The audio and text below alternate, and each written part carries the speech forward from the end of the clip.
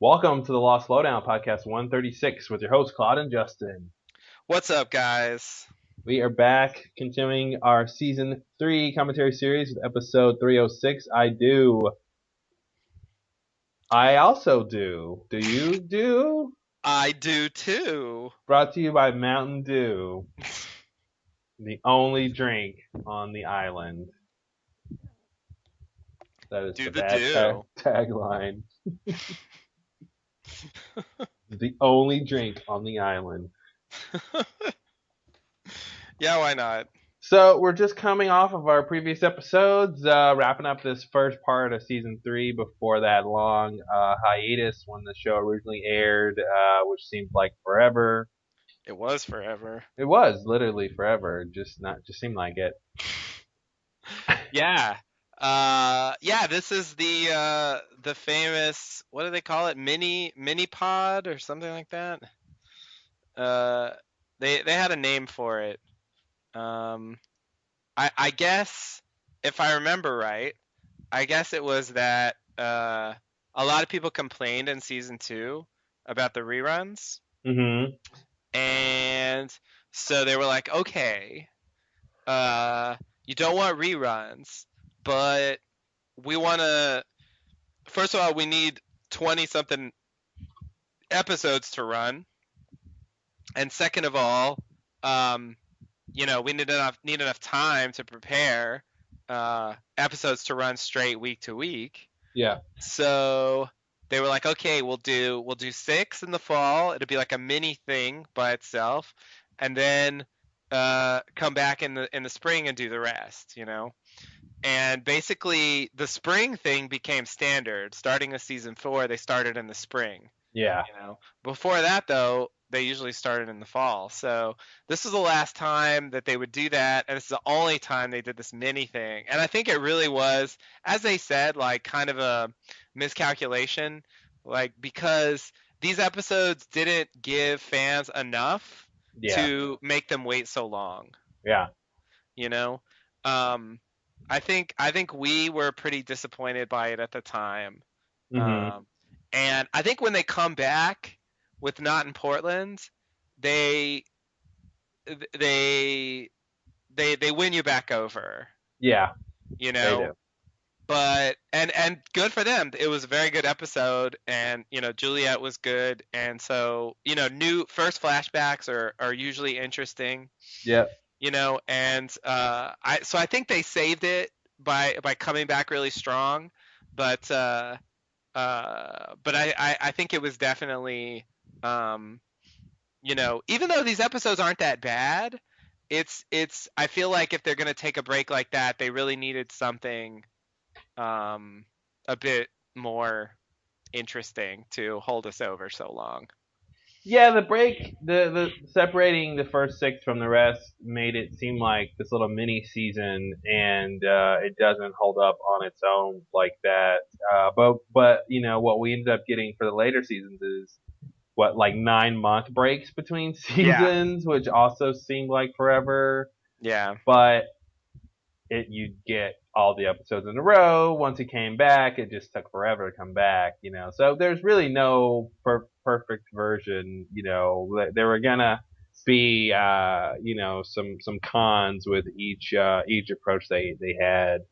I mean, really, they should have just made 52 episode seasons, and never took time off to do anything else but the show. If they really cared, that's all I'm saying. well, I couldn't agree more. I mean, that just smacks of laziness So on their lazy. part. Yeah. Like, come on, guys. Do you care about Lost or not? That's what I want to know. Yeah. Could you imagine our podcast if they had done 52 episodes? Holy fucking shit. No, you want to talk about filler episodes? Oh my Oh god. man, They had to all turn out filler, all 52? filler. All filler. They forgot to kill her. Yeah, it's just all filler, all filler. Yeah, you'd get like Sun and Jin, like you get like 20 episodes for Sun Sun and and Jin Jin. go to the market. Yep. And Sun and before Jin that, do the yeah, laundry. it's Sun and Jin build a market. Then Sun and Jin go to a market. Sun loses Jin at the market. Sun finds Jin at the market. They burn down the market. And that was the market section of that season. Sun and Jin walk Bobo by the burned down market. Oh, Bobo's on the island now, or is Bobo? Or this is flashback? Oh, I assumed this was flashback. They Oh, build a market on the I was island. talking. Yeah, they build a market on the island. Yeah, Sure, why not? they Why have not? 52 episodes to Okay, go. it's not Bopo. It's the ghost of Bopo. Bobo's ghost. Yes. Ghost Or it's a Bo. smoke monster as Bopo. Oh, jeez. Why not, right? He can be animals. We've Yep. established that. Yep. Oh, Bobo. They really forgot about Bopo.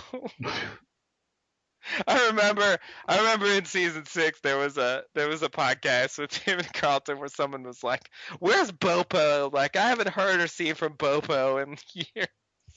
And they were Wow. like, "I don't know. I think Sun gave Bopo to someone to take care of when she left." Yeah, yeah. Come on. I always assumed Bobo was with Ji Yun. Like Right.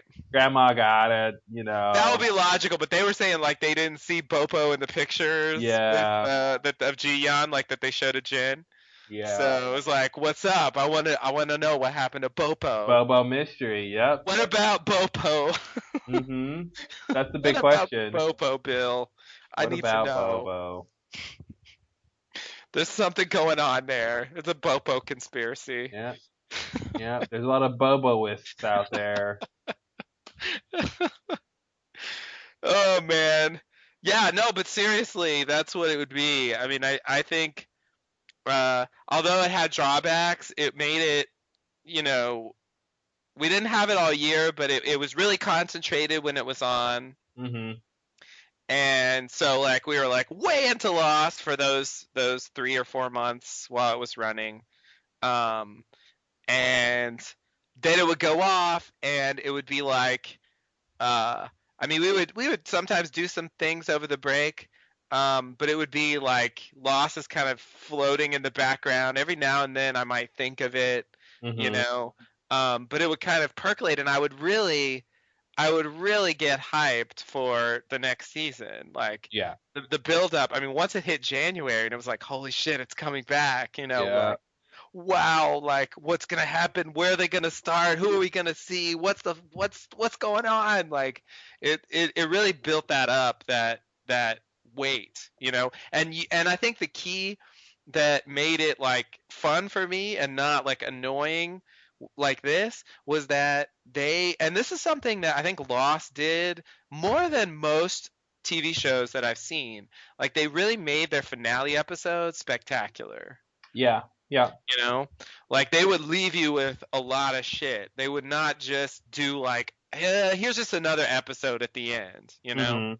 And like some shows, that's kind of what it's like. It's just like, it's a little bit more dramatic than usual, but it's nothing like outrageously exciting at the end, Yeah. you know? And Lost made me expect that because they would really deliver and they would, answer some questions from the season. They would introduce brand new shit and set up the next season and they would give us all sorts of like things to speculate about. And I think, some of the most memorable moments of the show are from the finales and you could almost always count on those being good. Yeah. Explosive. Something's probably gonna blow up. Exactly. Yeah, and they always had a secret scene, that they would nickname after some bread product, at least for a while, and then they got other names, but like there was always a code name scene, Oh you yeah. know? Cuz like every finale there was some reveal or some moment that would be like the most crazy thing in the episode, you Mhm. know, and they would hide that, with a code name. And it was so cool because it was like there was always something really special in the final thing Yeah. that you hadn't seen before, and that would give you a lot to talk about, especially if you had a podcast. Mhm. So I think compared to, at least in my memory, I mean we'll see how it goes. But at least in my memory, like I do just does not measure up to a finale episode. Yeah. And I think to take this long of a break, it didn't need to be as good as a finale, but it needed to be like maybe half a finale.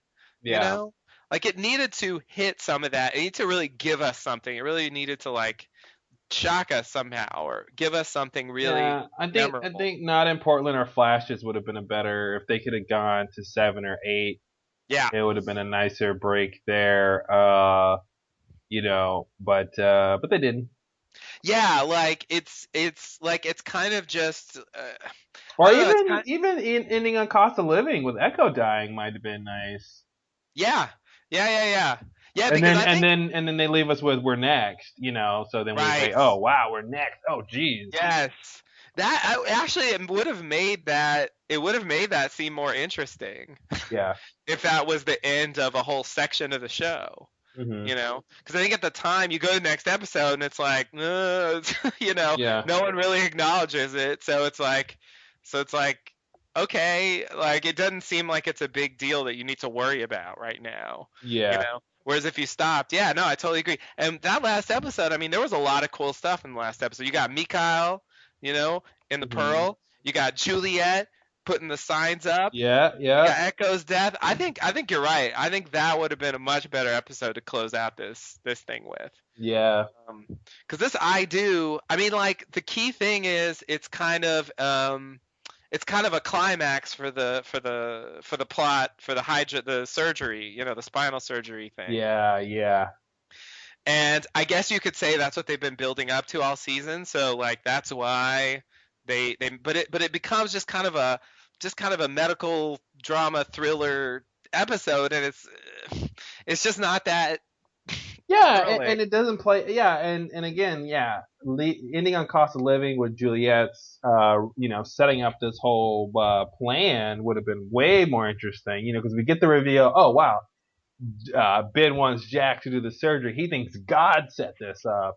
Right. And then having Juliet do the whole videotape card thing, which is like we said last podcast, one of the best moments on Lost. Yeah. Yeah, and then like you said, introducing Mikhail, like this other new character. He doesn't really seem like an other so far. We don't, Right. We have no idea. he's in a Dharma station, so Hmm. this is really weird. Yeah, and then we get to see Smokey be a different kind of entity than we've seen before, Yep. in totality. And yeah, that would have been a lot more interesting to end there. And then come back with the slow build of, I do Kate's little backstory here, the surgery for Ben. Yeah, that would have been, yeah, it's interesting. Yeah. Yeah. Yeah. I wish they had done that. I mean, I think I would have felt less frustrated. Hmm. But yeah, ending it here just feels like kind of a cheap cliffhanger. You know, I would rather it's not a mystery that they're ending on. You Yeah. know, and I think that's the frustration for me. It's like I would rather end with a mystery than just like, will they get out of this or not? Because it's like, yeah, they're gonna get out of it. Like I feel like it's a foregone conclusion. Like I'm never really worried that they're not gonna get out of this. Yeah. You know. Nothing to worry about. So it's if you don't have that, then like why do you care? And also we get to see like Juliet's the thing she sets up. We get to see it play out, and I feel like seeing it play out is less interesting than the introduction of the idea. Yeah, because he doesn't kill Ben on the table. Exactly. That's just what we want to see. Exactly. Yeah. Yeah. And so just that whole plan just kind of fizzles out. What And was it? so Oh, it was the sack, the kidney sack. I remember yeah, that. yeah, yeah. The Dural sack? Dural sack. Yeah, That's yeah. what it was. Oh no, it's Dural sack. I remember that whole thing. He loves him some Dural sack. Yeah, They always talked about the Dural Dural sack. sack. I don't know why they were obsessed with that. And another thing I remember about I do at the time which lingers, and that we briefly referenced last episode, is that it features TV's Nathan Fillion, Ah, yes. which I have to say at the time was quite hyped. I mean, I remember people like, "Ooh, Nathan Fillion's gonna," didn't give a shit, didn't know who it was, Hmm. didn't care. It was like, okay, who's that? Like, I had never seen Firefly. I'd never seen anything that he was in. Yeah. So it just meant, I mean, he's guest star of the week. Who cares? Get over it. Yeah. And the character he plays is not interesting. Not You at know, all. it's a boring, thankless part, and he can do so much better. Hmm. you know, he is awesome in Firefly. Like, I totally understand now why people were so excited back then. Yeah. Cause but the part matters. Like, he can't make a boring part suddenly become interesting. Hmm. You know, he plays it like it's written. He's just a cop who you know falls in love with Kate under false pretenses. Yeah. And Get in oh, line. yeah, Gimli, exactly. Take a number. Yeah, and so it's just, I don't know, but that's something that really stands out to me about this episode, because it's something that I see really differently now than I did at the time. Yeah. Yeah, it's interesting. He did yeah, after seeing Firefly later, definitely I like you said, you realize why the everyone was kind of hyping it, but as the show aired, yeah, it wasn't that big of a deal. Yeah, and it was just a mystery watching him in this episode. It was like, what? Why were people so excited about this guy? Like, I can't tell the difference between this guy and, like, the guy who plays Locke's boss, or like, they're all just kind of background characters that you know aren't really very interesting. Yeah. So it's just, I didn't really get it. It's like, I thought the psychic was better. Oh, for sure. If we're gonna go to, like, random background characters, like, I would take that guy. Yeah. Or, more obvious ones like Jack's dad. Mhm. I wouldn't call him a background Okay, character. I got, maybe that's excessive. Maybe that's Yeah. excessive. You need, yeah, Somebody who's in one episode, right, right, yeah. the nun Aisha Hines in the last episode, Oh yeah, Cost of that's a Living, good one. like Yeah, she she's had better. one. I think she had one scene, or One maybe scene. yeah, and it's just like yeah, she was great. But it's more interesting, and I think it carries over, like, um that way she yells at Echo to confess. Mhm. Um, uh, it's a really nice transition, and you think, like, Smokey knows about that, Yeah. you know, and, like, he's totally using it, but you don't really get it at the time. It feels more thematic, you know. It feels like, not like Smokey's exploiting it, but like just he's just using Echo's, like, um what's the word? He's just using the way he, like, understands morality, Mhm. to communicate with him. And so if he's going to judge him, he's going to use his sort of uh language. His belief system, yeah. Yeah, exactly. But I didn't really think of it as open, you know, manipulation. But yeah, now you can totally see it. And, like, there's something just a bit, like, you can see it's a little bit unnerving, like, the idea of this religious authority figure, like, commanding you to go confess to, like, the leg guy in the booth. Mhm. It's it's just, it's unsettling a bit, and the way she plays it is very, um uh there's no warmth there, like, it's really intense. Yeah. And so, yeah, Well, I Catholic definitely, nuns, I think that's where they get the stereotype from.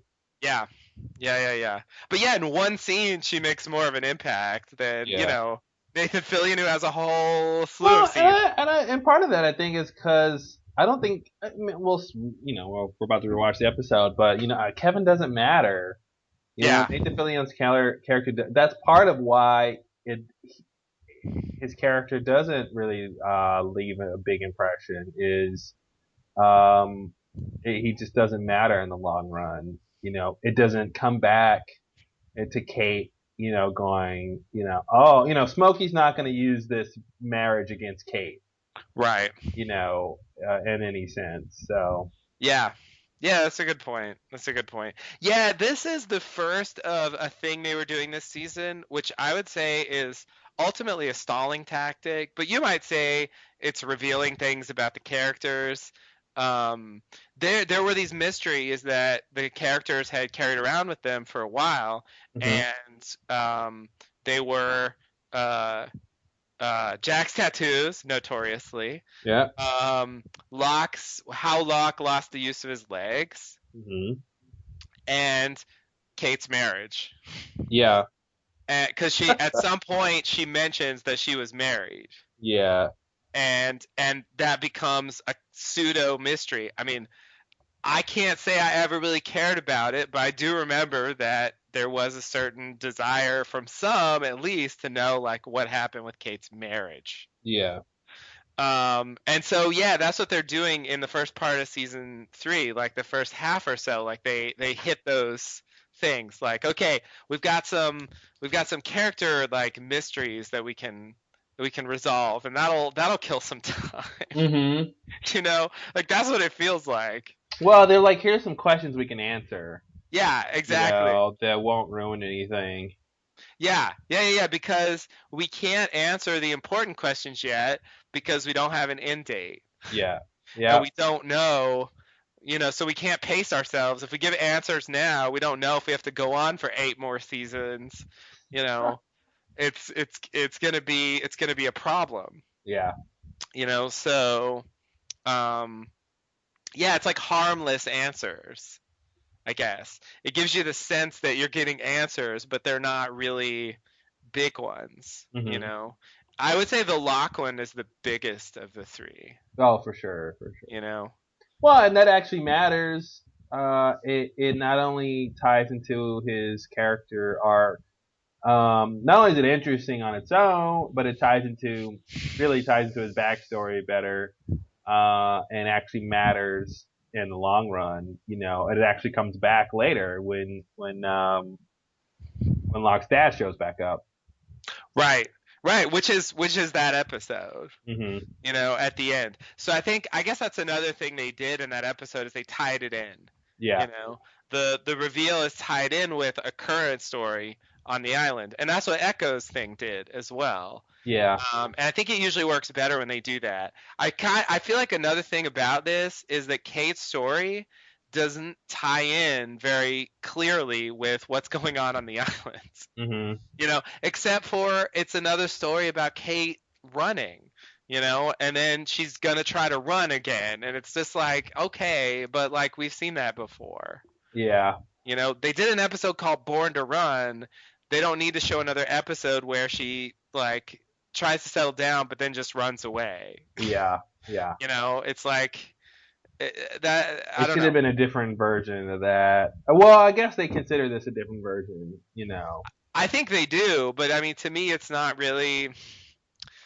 It is a different version, but it's not telling us anything new. Yeah.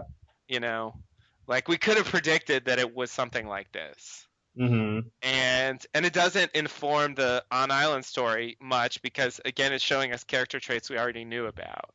Yeah. So I think that part's weak, and I think Jax is weak for a similar reason. Like the tattoos don't really tell us much about him that we didn't already know. Yeah.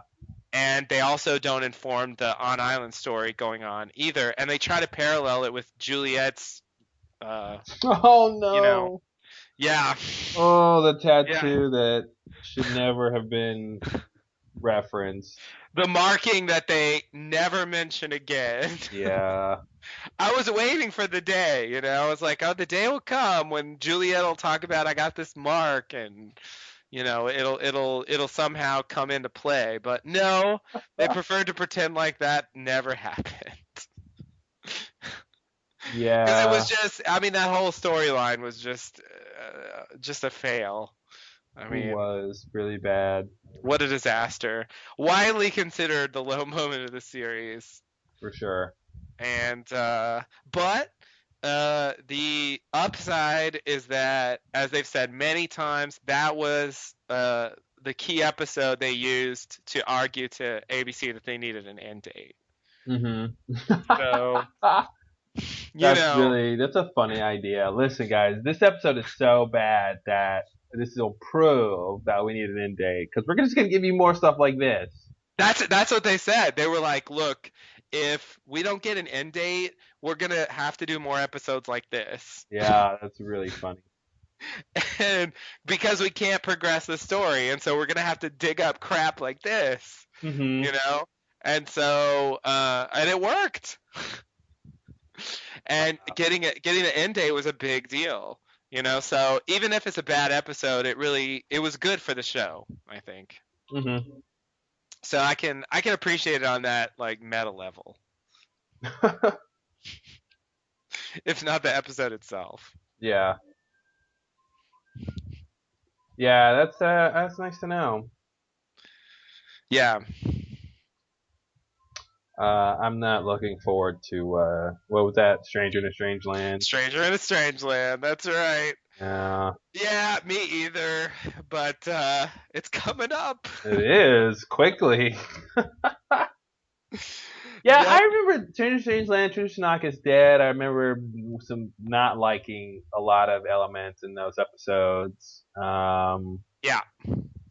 Yeah, really that kind of middle part of season three. I guess in my mind, the first part of season three was horrible, but it's not these first six. I think it's the No. next few Yeah. that really left a bad taste in my mouth, in my mind mouth. But yeah, I agree. I mean, I think it's that period that is the worst. But then they come back with the Locke episode. They tease you with that for a while. There's expose in there, the Mm-hmm. infamous expose.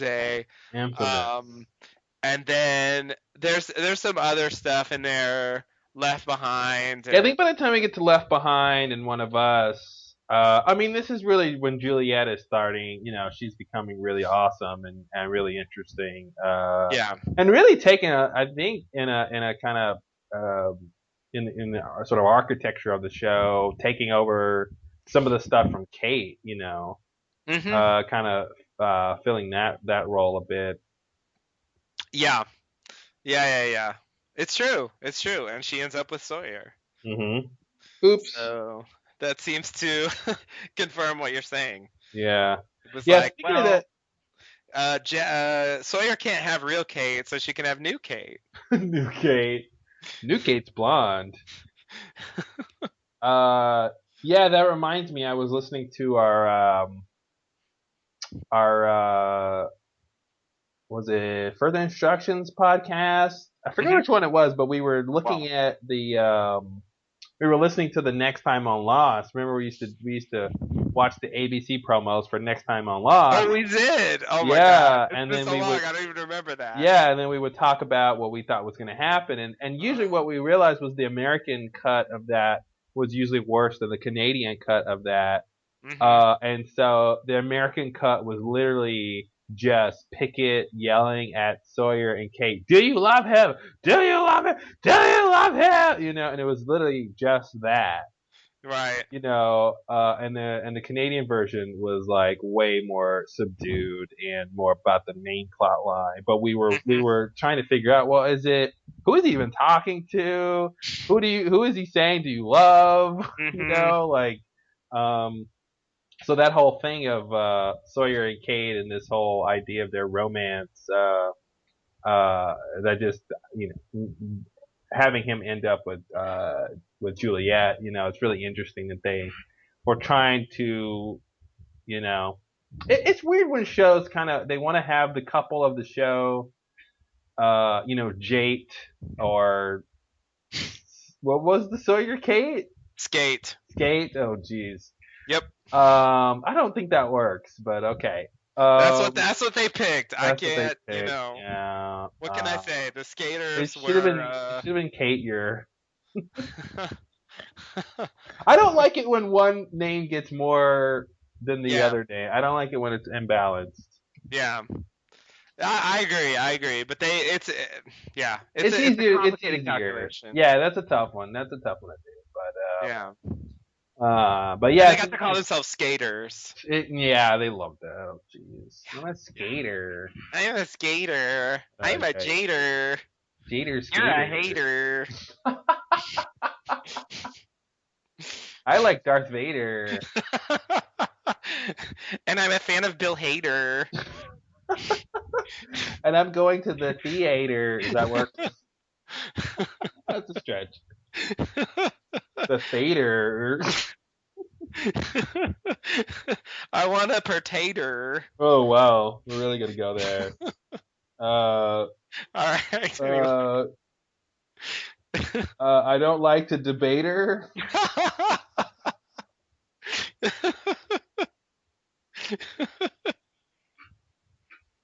I'm Jewish. Come to my Seder. Nice.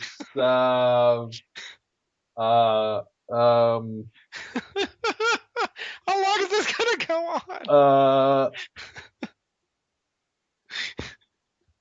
on? she's cool. I want to date her. I don't know.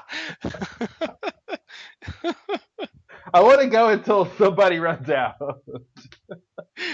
But I'm already done. There's Mater. I think I'm out. I think I'm out. There's The things that are coming to Mater. mind are really stupid now. Yeah. If they weren't already. I need to buy a cheese grater. Um,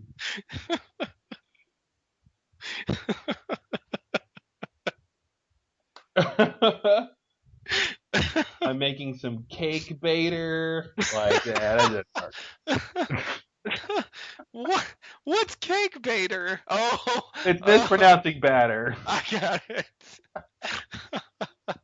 Okay, we can just mispronounce words now. Yeah, no, we'll just say words that have nothing to do with it. Cake baiter. Okay. Oh man. Oh, and then of course, see you later. Excellent. Excellent. Alligator. Nice. There we go. Okay, now we can stop. Okay. That's our closer. All right. On that note, let's get into the episode. Sounds like a good idea. Yeah, I think we're done. Okay. Oh man. All right. So let's get our players ready. If you're gonna sync up and watch with us, and get ready for the countdown. All right. Let me know when you're ready. I am. One second. Just gotta click this here. Hold on. So close. Okay. You're Raider. Now I'm. Yes. All right. Here we go. Raider. 5, 4, 3, 2, 1.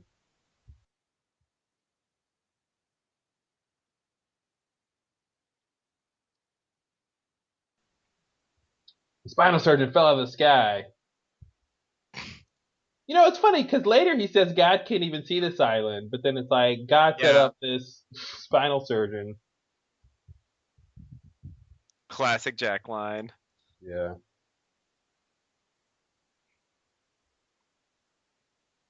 Yeah, I don't know what to. Everything Ben does is so manipulative. I don't know what he really believes. Yeah. So this It is seems a like classic. both of them could be manipulations. Neither. I don't. Yeah. This is a classic Lost opening Yeah. when it's like, who is it? And then Yeah. It's not a surprise, right? My favorite is when they do it and they like have someone. They try to make him do a voice. Like. yeah, when she. Oh, hey Jack, welcome home. And they cut to the person and they're not doing the voice anymore. Yeah, exactly. It's like, what happened? And he did that with Ben too, when they revealed that Saeed's working for him. Like she's obviously wearing a wig. That's the weird thing. Yeah. I guess they needed her hair to be different in the past. Yeah, they had to wig it up. I don't know why exactly. Put the hairband on. It's like, yeah, that's how you hold the wig in place. Oh, that's a wig holder. hmm Here's a bit of a fake out too. Yeah. Yeah.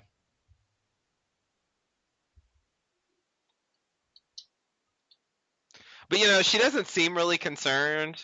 hmm What? TV's Nathan Fillion? I like how you say TV's Nathan Fillion as if he's a movie star. Yeah.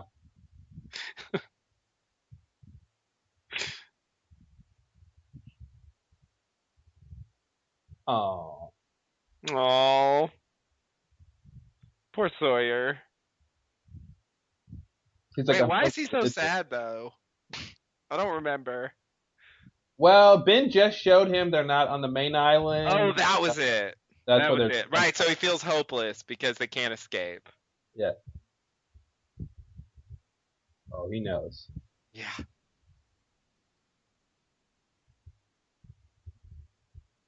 I think I just realized her cage doesn't have this setup, the fish biscuit machine. Mhm. Wow. Yeah. Why not? I don't know. It wasn't a polar bear cage. They were only teaching the polar bears that game in that cage, but not the other. Yeah. Maybe they taught some of them the game and some of them not for Some of them just have control. to watch. Yeah, yeah, yeah.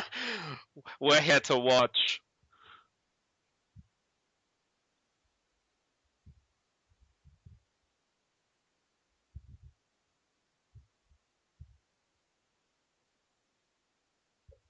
Which means I can fix it easily. Yeah, exactly. That means it's my specialty. Haven't you seen my flashbacks? I'm gonna fix you. I'm gonna fix the shit out of you.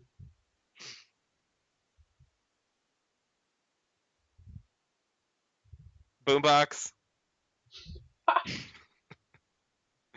I want my jams. He's like, I can make that happen. Did I mention the time machine? Yeah. See, there's this box.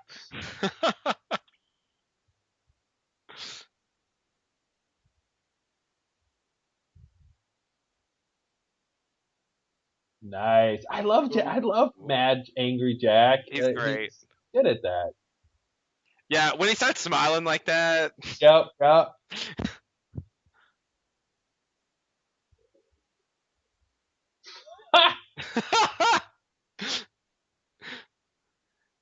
Throwing the papers against the So the force fields. paper force field. You're lucky this force field's here. Yep.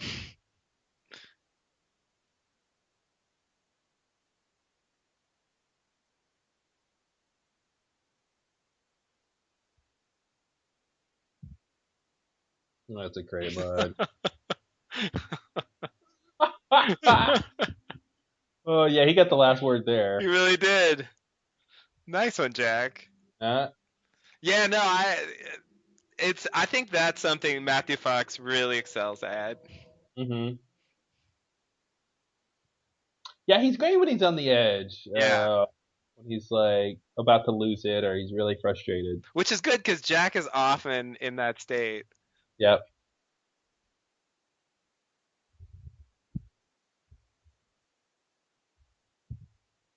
I got a starship to get back to. I was just thinking of how to make this fit. Yeah, I got a shit. I got a delivery off world.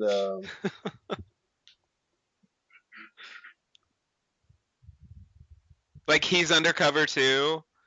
Yeah.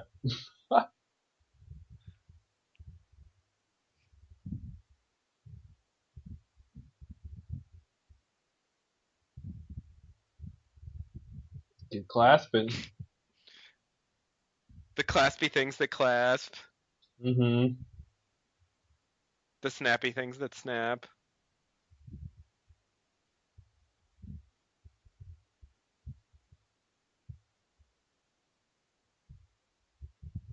Yeah, pretty fast. It's been like 5 minutes. Monica. Yeah, Her real name's Monica. That's a reveal. it is. She's been lying this whole time. Um, Nice try, Monica. yeah, she's from Friends. She's Monica from Friends. Oh shit!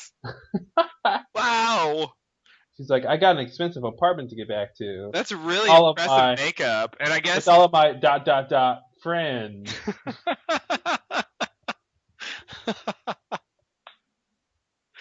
man, Courtney Cox is in a lot of makeup there. You really can't tell it's her. I can tell. Well, you're a bigger fan than me.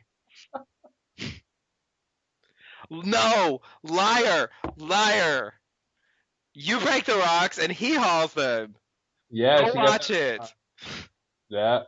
I get so annoyed by that. It doesn't matter, but it's just like, why couldn't they get that right? Mm-hmm.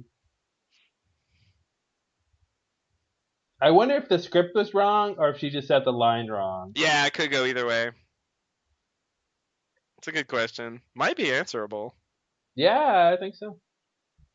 I'll add it to the list of questions. It's a long list.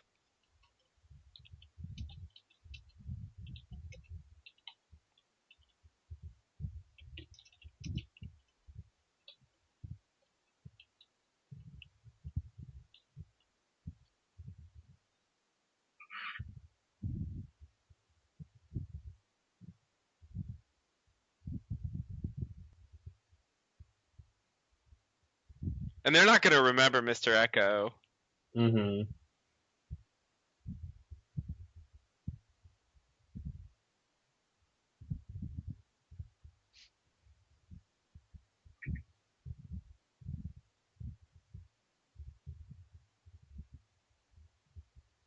You just got Saeeded.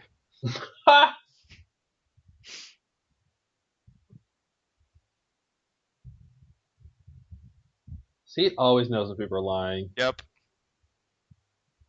Yeah, so here's where we know he knows. Yeah.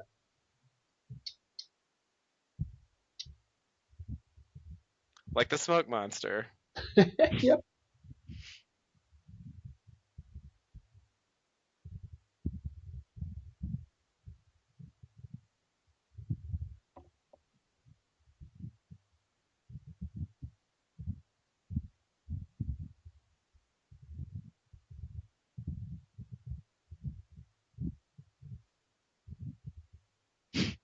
Yeah, he's a little British right now. Yep. Yeah, Saeed always knows. So that's Locke being wrong about Echo died for a reason. Yeah. Like he's looking for a grand meaning to that, and there really isn't one. Yeah. And also like speculating that the smoke monster brought them there. Yeah. Which is on the right track in a way. Yeah. But yeah. I mean, the thing that bothers me about that, he's like, I just don't know what it is yet. I mean, it's not like he really troubled Oh, himself this. to think of, oh my God. When she walked in with that slingshot, I was just like, are you fucking Yeah. kidding me?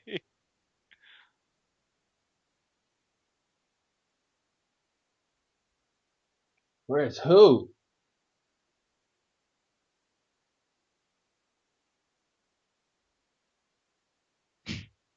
It's just, they're having a standoff where she has a slingshot. Yeah. It's just really hard to take that seriously. Well, she kind of has upper hand because he isn't gonna shoot her, so it's almost like he doesn't have a gun, but it just the visual is ridiculous. Yeah.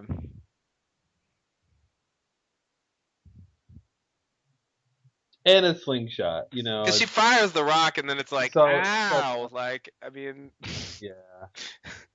it's just not really a serious weapon.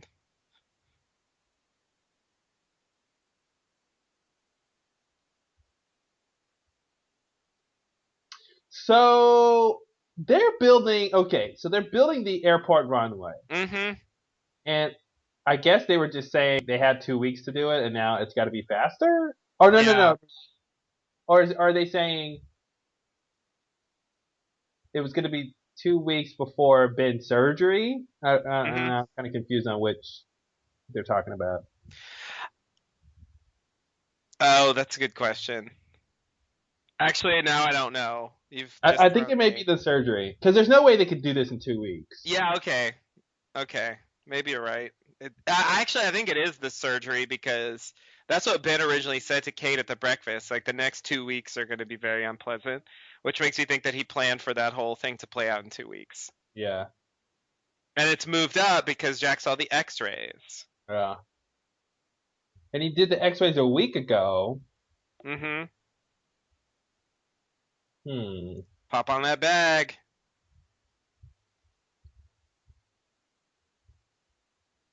How can I run out of this? Hmm.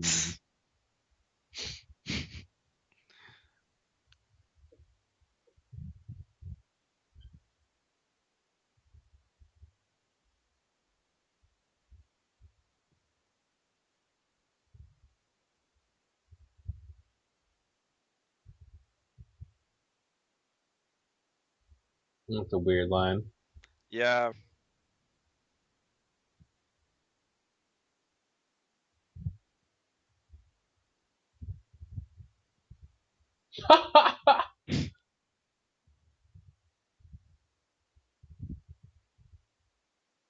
It's a lie detector test.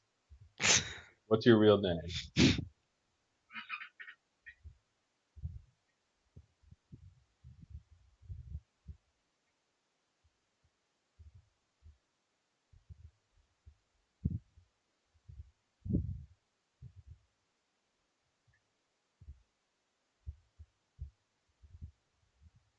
Yeah, she was missing something in that neck area. Yeah. Yeah, it was pretty empty. This is the sort of trumped up sentimental object that, Hmm. that can symbolize the relationship. Yeah, that's a technical storytelling term. Yeah. Ouch! Yeah. He said that you don't run. Huh. Are that? Yeah. You bowed your You vows? vowed your vows? Nobody ever says that. What kind of is Is this that guy a know how to joke? like have a wedding? You vowed your vows? Your vows were vowed. Are you vowed about it? I'm vowed it.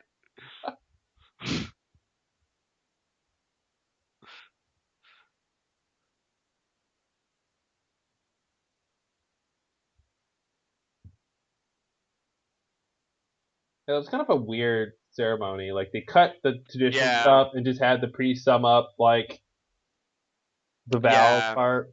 They wanted to go fast. Yeah.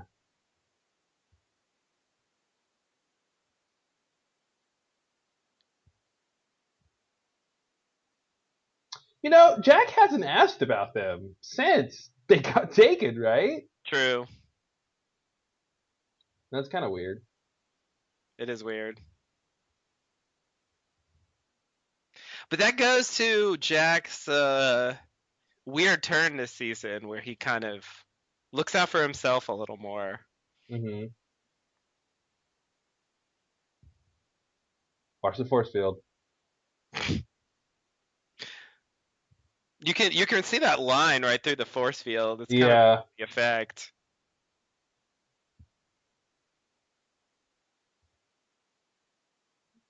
And watch you from the monitors. Yeah, that's literally what's gonna happen.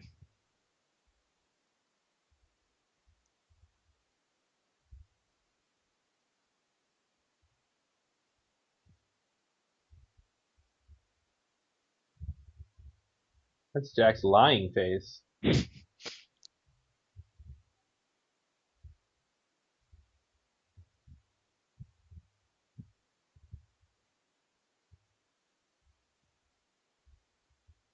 Cage, cage, cage, cage. Yeah.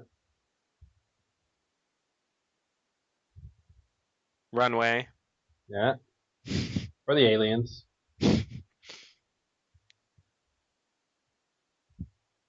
Don't explain too much. Sawyer's hauling rocks. You're breaking them. Quit lying, Kate.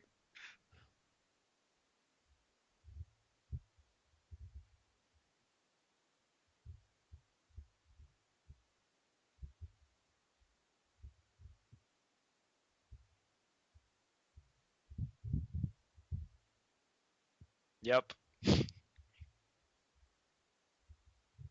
They would what?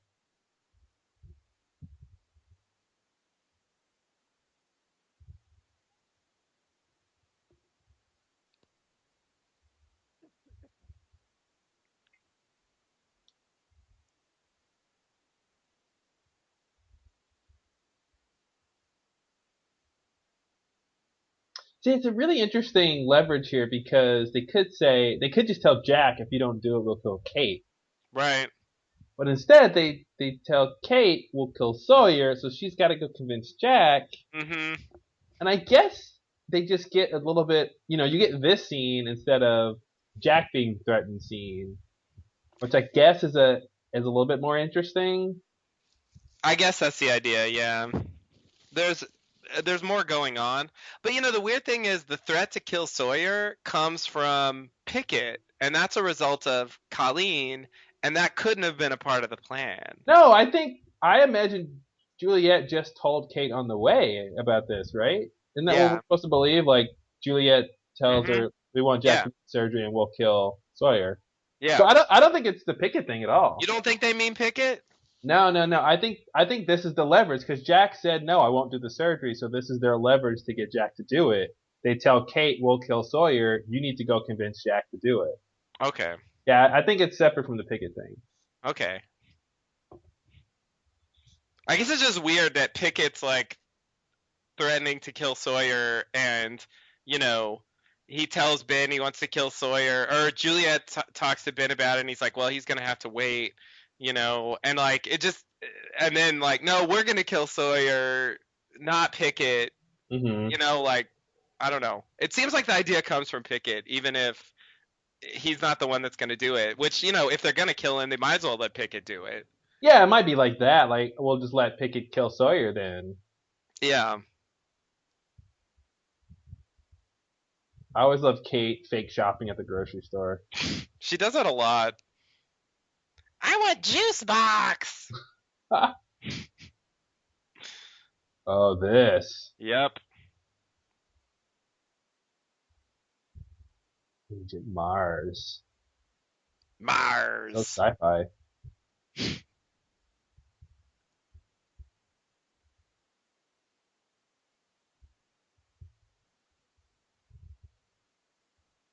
Wow, I do not get that reference. Ascension? The Feast of Ascension. Yeah.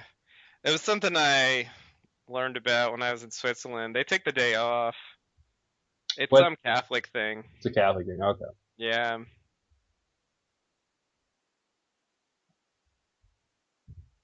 Somebody ascended.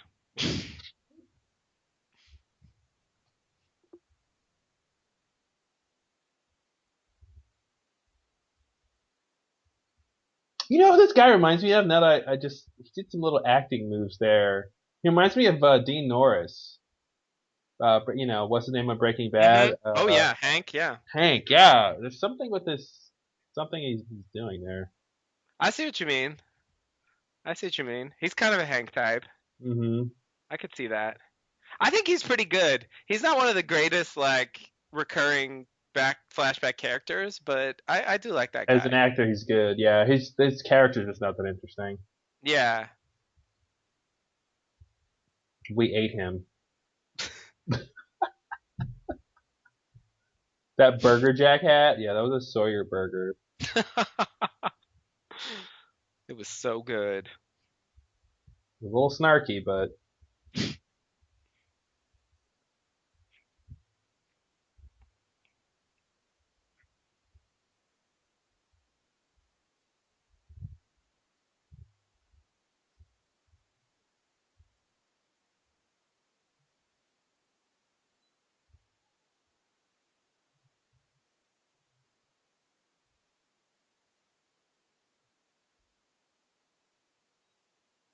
while we're listening to make sure our plan is working.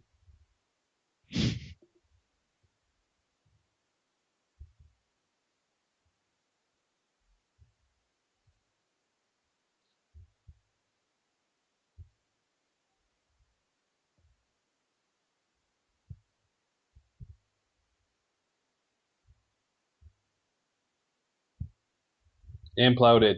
Imploded. God damn it.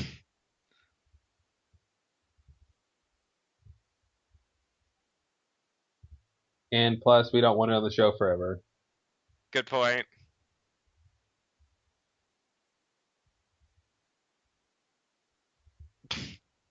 Oh God. Really? See, and that's telling the audience, hey guys, there's a reason he died. Yeah. It was part of a plan. But they never.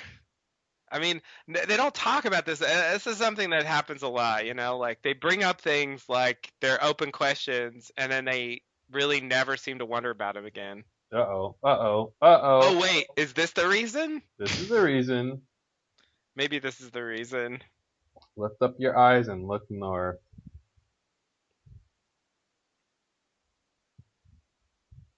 I'd like to think the other side of that stick just said, like, remember to buy bread. It was like something really mundane. Yeah, that would be an interesting part of the Bible.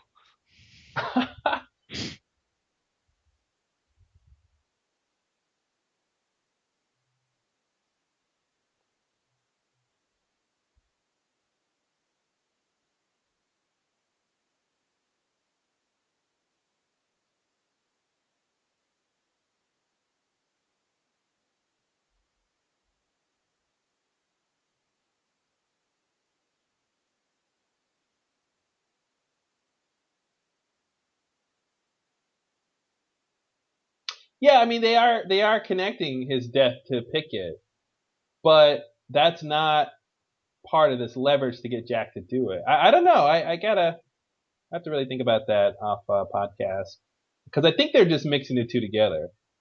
Yeah, I mean, yeah. I do think it's like, okay, if you don't do the surgery, we're gonna kill Sawyer, but the person who's gonna kill him is Pickett because Pickett wants to do it. But if Pickett Pickett, wanted to do it already. yeah, but if Pickett wasn't gunning to kill Sawyer, I still think they would threaten Sawyer's life. You know, See, I feel like, or maybe that's the difference. yeah, Is they maybe would have just threatened Kate's life if Pickett wasn't already gunning for Sawyer. Maybe that's what I'm that's saying. Like, I'm okay. thinking the idea came from Pickett. hmm Well, I don't think the idea. I mean, it's Ben's plan, but you're saying, For it to be Sawyer specifically that they threatened. uh huh.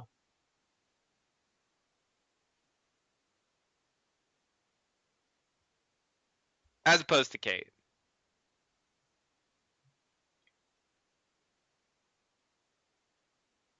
But yeah, I think they're just writing it so that, you know, They're the keeping two the conflict storylines with converge. yeah, and they're keeping the conflict with Pickett. They're Yeah. making that make sense. They're escalating it basically so that it ties into Jack's plot now. Yeah.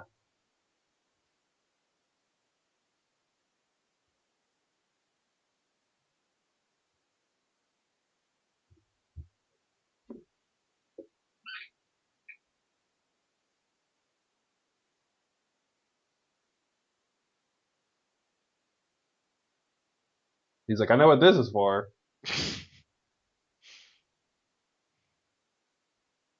Well, they didn't even wait till the night to have this conversation. Because Pickett was like, you better tell her tonight. Yeah. Yeah. It's pretty convenient that she can just hop out of her cage. Yeah.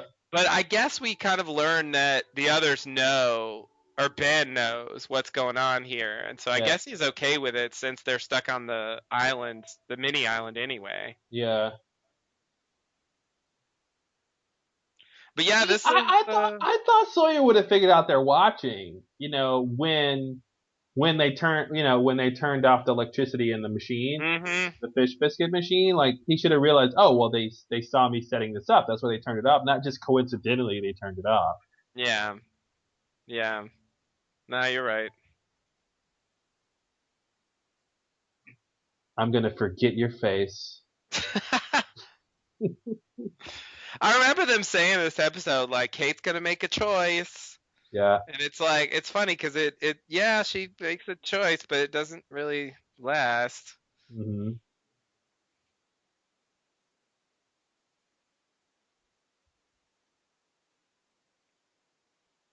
Uh-oh. Not oceanic. I know. That's not Australia. Passport?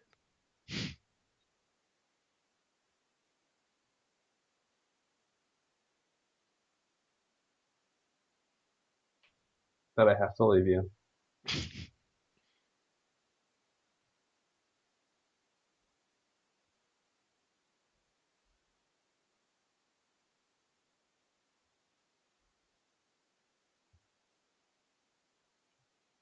Oh yeah, Miami. Right. Oh, that's weird. That's where Juliet was. Mm-hmm. Could have done a crossover. Nah, it might not have been at the same time. She's been on the island for a while.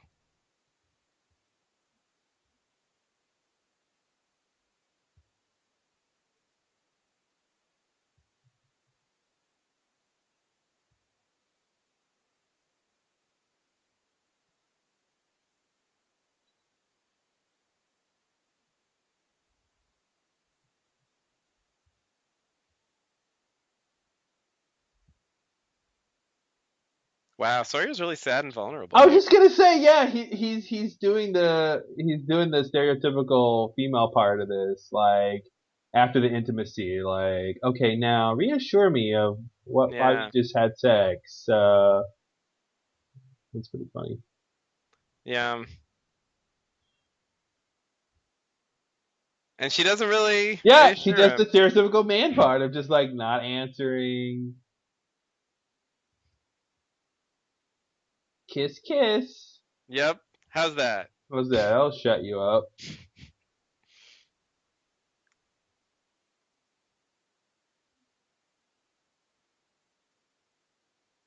Now this. Oh, right. Yeah, that intercom, whatever they say, that shit works.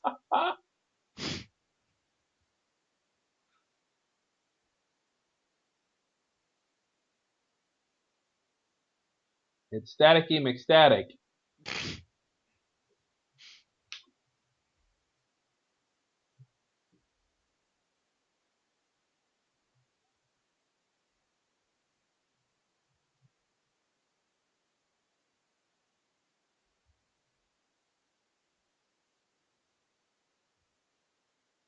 Ah, right.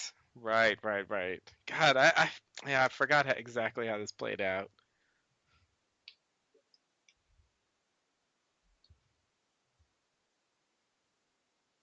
Who was that on the intercom? Will We'll we never find out? know.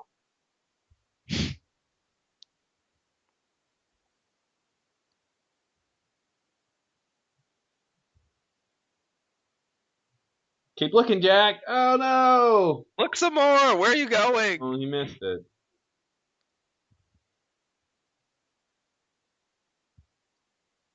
Trying to get some guns.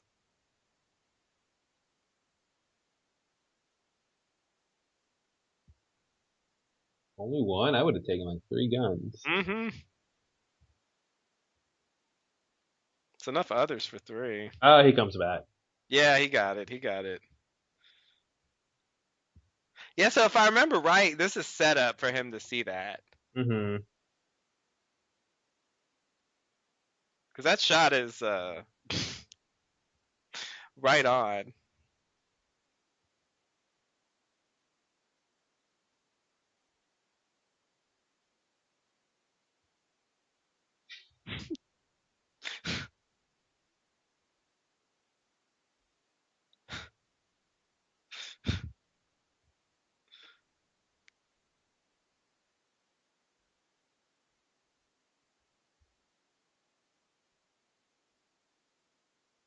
Hmm?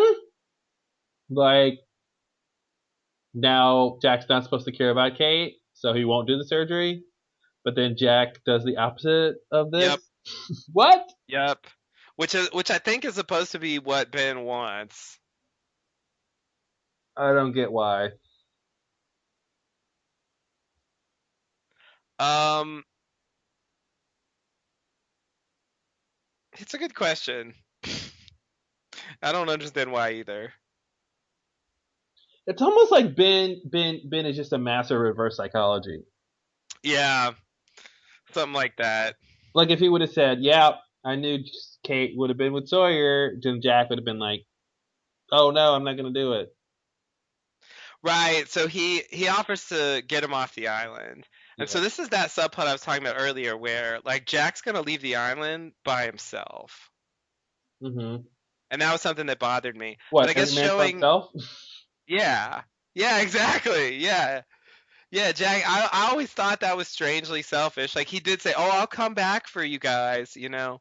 But it was just I don't know, the idea that he would be willing to just leave them all there bothered me, you know. But I guess we're supposed to believe that uh somehow without Kate, if Kate's with Sawyer, then he's not attached to staying there. And so I, he's like, I I think yeah. I mean, I think we're supposed to believe that he's. Is she pregnant? I can't tell what happened. I guess yes. she's not Oh, pregnant. she's not. Yeah. The thing means no. But Okay. she was worried that she might be because of what she's about to do. I think that's what's going on here. I assume Jack wasn't being 100% selfish, but the idea he would get off the island and then send the authorities back. Right. Yeah, he's not 100% selfish because he is going to help Kate and Sawyer escape. But he still was gonna try to leave the island by himself. Or But maybe yeah, maybe that's his gambit though. Maybe he's just saying that. I don't know. I mean, it seems like he's getting on the sub until Locke shows up. Yeah. Yeah, that's true. It was convincing to me.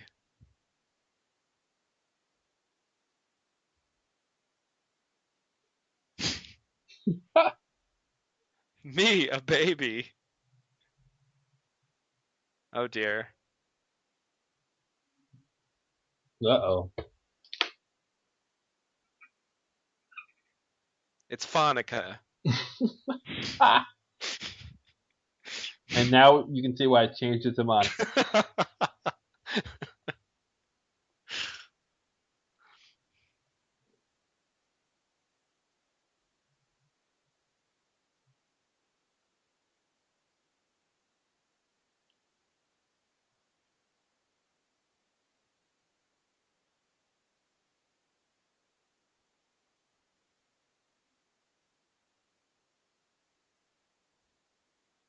It's strange because they could have had this same storyline be about the Marshall Mars closing in on her, and that be the reason she needs to leave this life. Yeah, but they specifically have her call, and he's like, "If you stay there, I won't come get you." And she leaves Yeah, anyway. that's so weird. So it's like she just has to run so much that it doesn't matter if she could have. Yeah, it's like he's like, okay, I'll give you what you want because I know that's the last thing you want. Yeah, yeah, exactly. Yeah, that's really strange.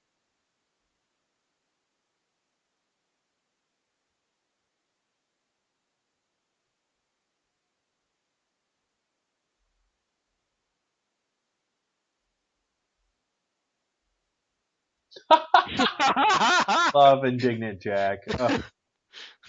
I didn't need the backstory, okay? Just tell me yes or no.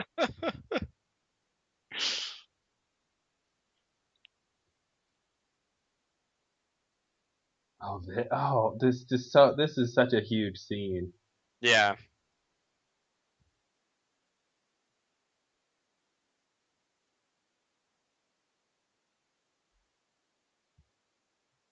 What was that he used to do? I don't know. I missed it. Oh damn. It was either music or pray. I forgot. I don't remember what he said.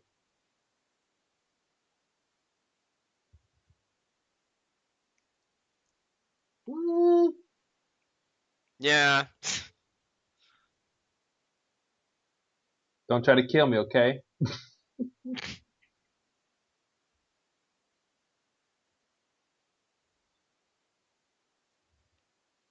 So if he took her on last night, but that was Alex on the intercom, so that means Ben made Alex get on the intercom Yeah, that's what it seems like. before they took her back, I guess. Yeah. That's really weird. But she's still gonna be there in the next episode, so Well, she's she got her escaped or outrigger. something. She's got her little outrigger. Yeah, okay, maybe she just rode back. Later, y'all.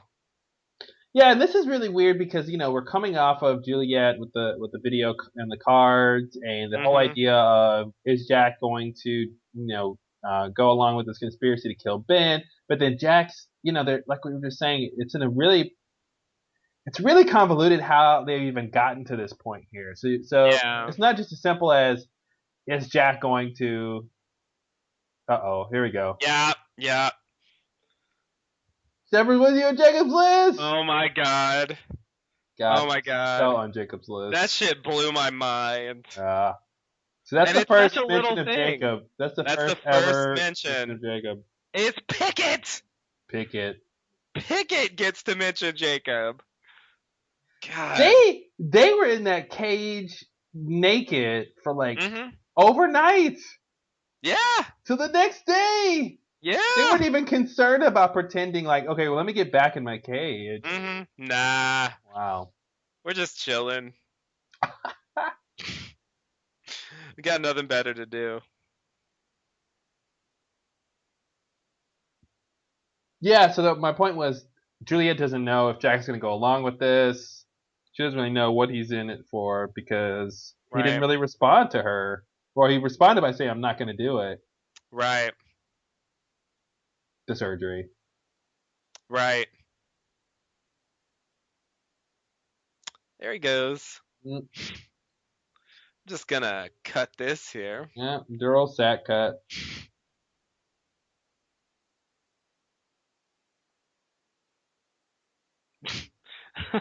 Yeah.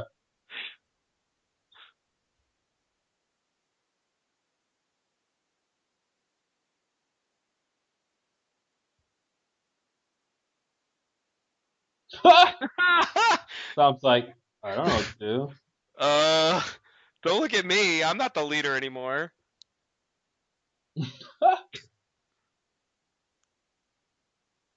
Yeah, kidney sack. Kidney sack. Okay.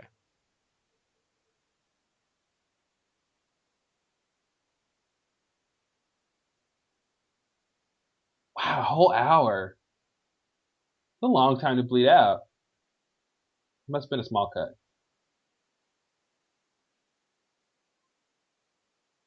It always rains when there's drama. Yeah, it helps.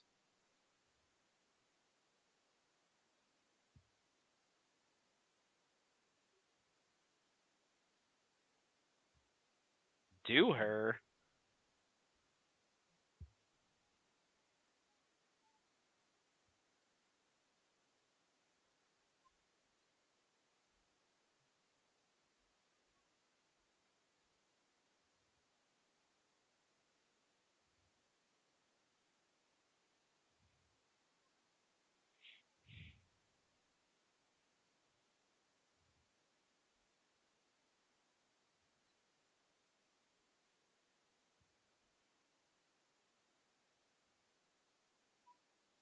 Yeah, this is that scene where Sawyer dies. I remember that one. Yeah, it was It was pretty tragic. sad.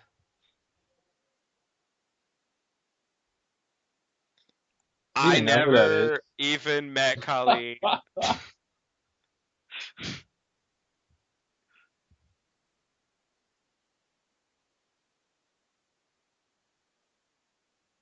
Pick it up. Pick it up. Yeah, see, this is weird. Yeah. This isn't this isn't part of Ben's plan. No.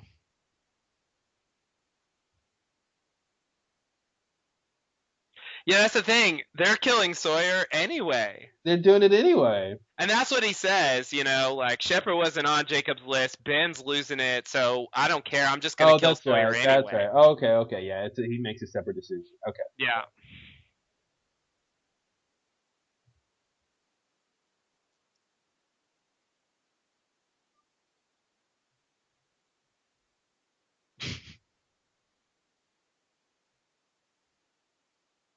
I remember this is a very walkie-talkie heavy season. Hmm.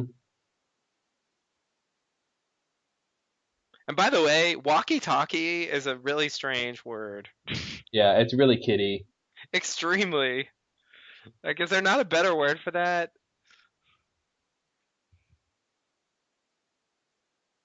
Oh, I really like this. I like when they bring up like old stuff like this. Yeah, like the pilot. Yeah, pretty old.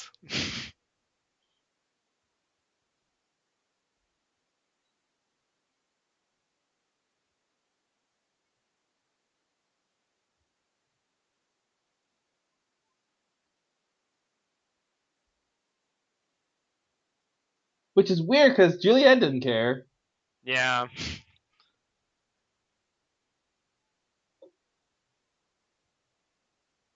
So see, this is it's weird because it's not lost. It's not Jack Yeah. selfish. I'm gonna do the surgery if you get me off the island. It's like that's what I was saying. It was his ruse for this part, but then Yeah. later, you're right. He does go as far as getting to the sub. So Yeah, like once, I mean, the thing is, he uses it as leverage to get them safe, but once they're safe, he still does the surgery, you yeah, know, yeah, and he still collects, at least tries to collect the payment for doing the surgery that Ben offered, yeah, you know. So yeah, you're right. He's not 100% selfish, no question. But I was just surprised because it's not something I would expect Jack to do, yeah. given the type of character he is and the way he's, you know, almost aside from that, he's consistently about like helping everyone get off the island. Mhm. Even in season 6 when he doesn't want to leave anymore, he's still like, I'm getting you off, Yeah. you know. So it's just, yeah, it was just hard for me to get behind like he's like, oh, Kate and Sawyer slept together, so now I'm just gonna leave everyone. Like, I No, never and, and, really. and see, I think that's the difference. Like that's not what happened. I think he said, now that this the episode's over, I think it was Kate and Sawyer have slept together. They're serious about each other. I'm gonna make sure they get to safety. Now I really don't want Sawyer to die because that's Yeah, really gonna hurt Kate. I think before it wasn't clear how Kate felt about Sawyer because Kate just, well, I mean, they just had that moment, right. and it wasn't like they were a couple before they got captured. So I think that's what we're supposed to. I think that's Jack's internal thought process is, oh, this is proof that Sawyer is really important to Kate. Not just, yeah, we're losties together, we're friends or whatever, but like, okay, they just slept together, so now I have to make sure that they get to safety. That makes sense. That makes sense. Yeah. But it's weird. It's a weird the way it plays. It seems like it's opposite day. Yeah, I remember another thing that bothered me about it at the time is they cut some lines, and so like when Jack's talking to Kate on the walkie-talkie, he only refers to her, Hmm. seemingly. I mean, he says you, and we have this problem in English that like you singular and you plural is the same. Yeah. There were some cut lines from the scene where he says specifically Sawyer too, Hmm. you know?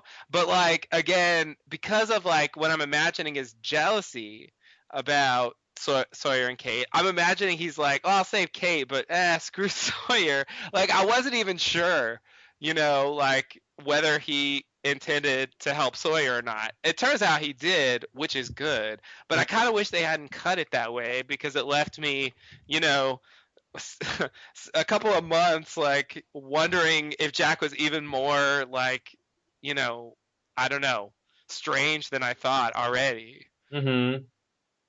For wanting to leave them behind and then like not helping Sawyer but just helping Kate, like.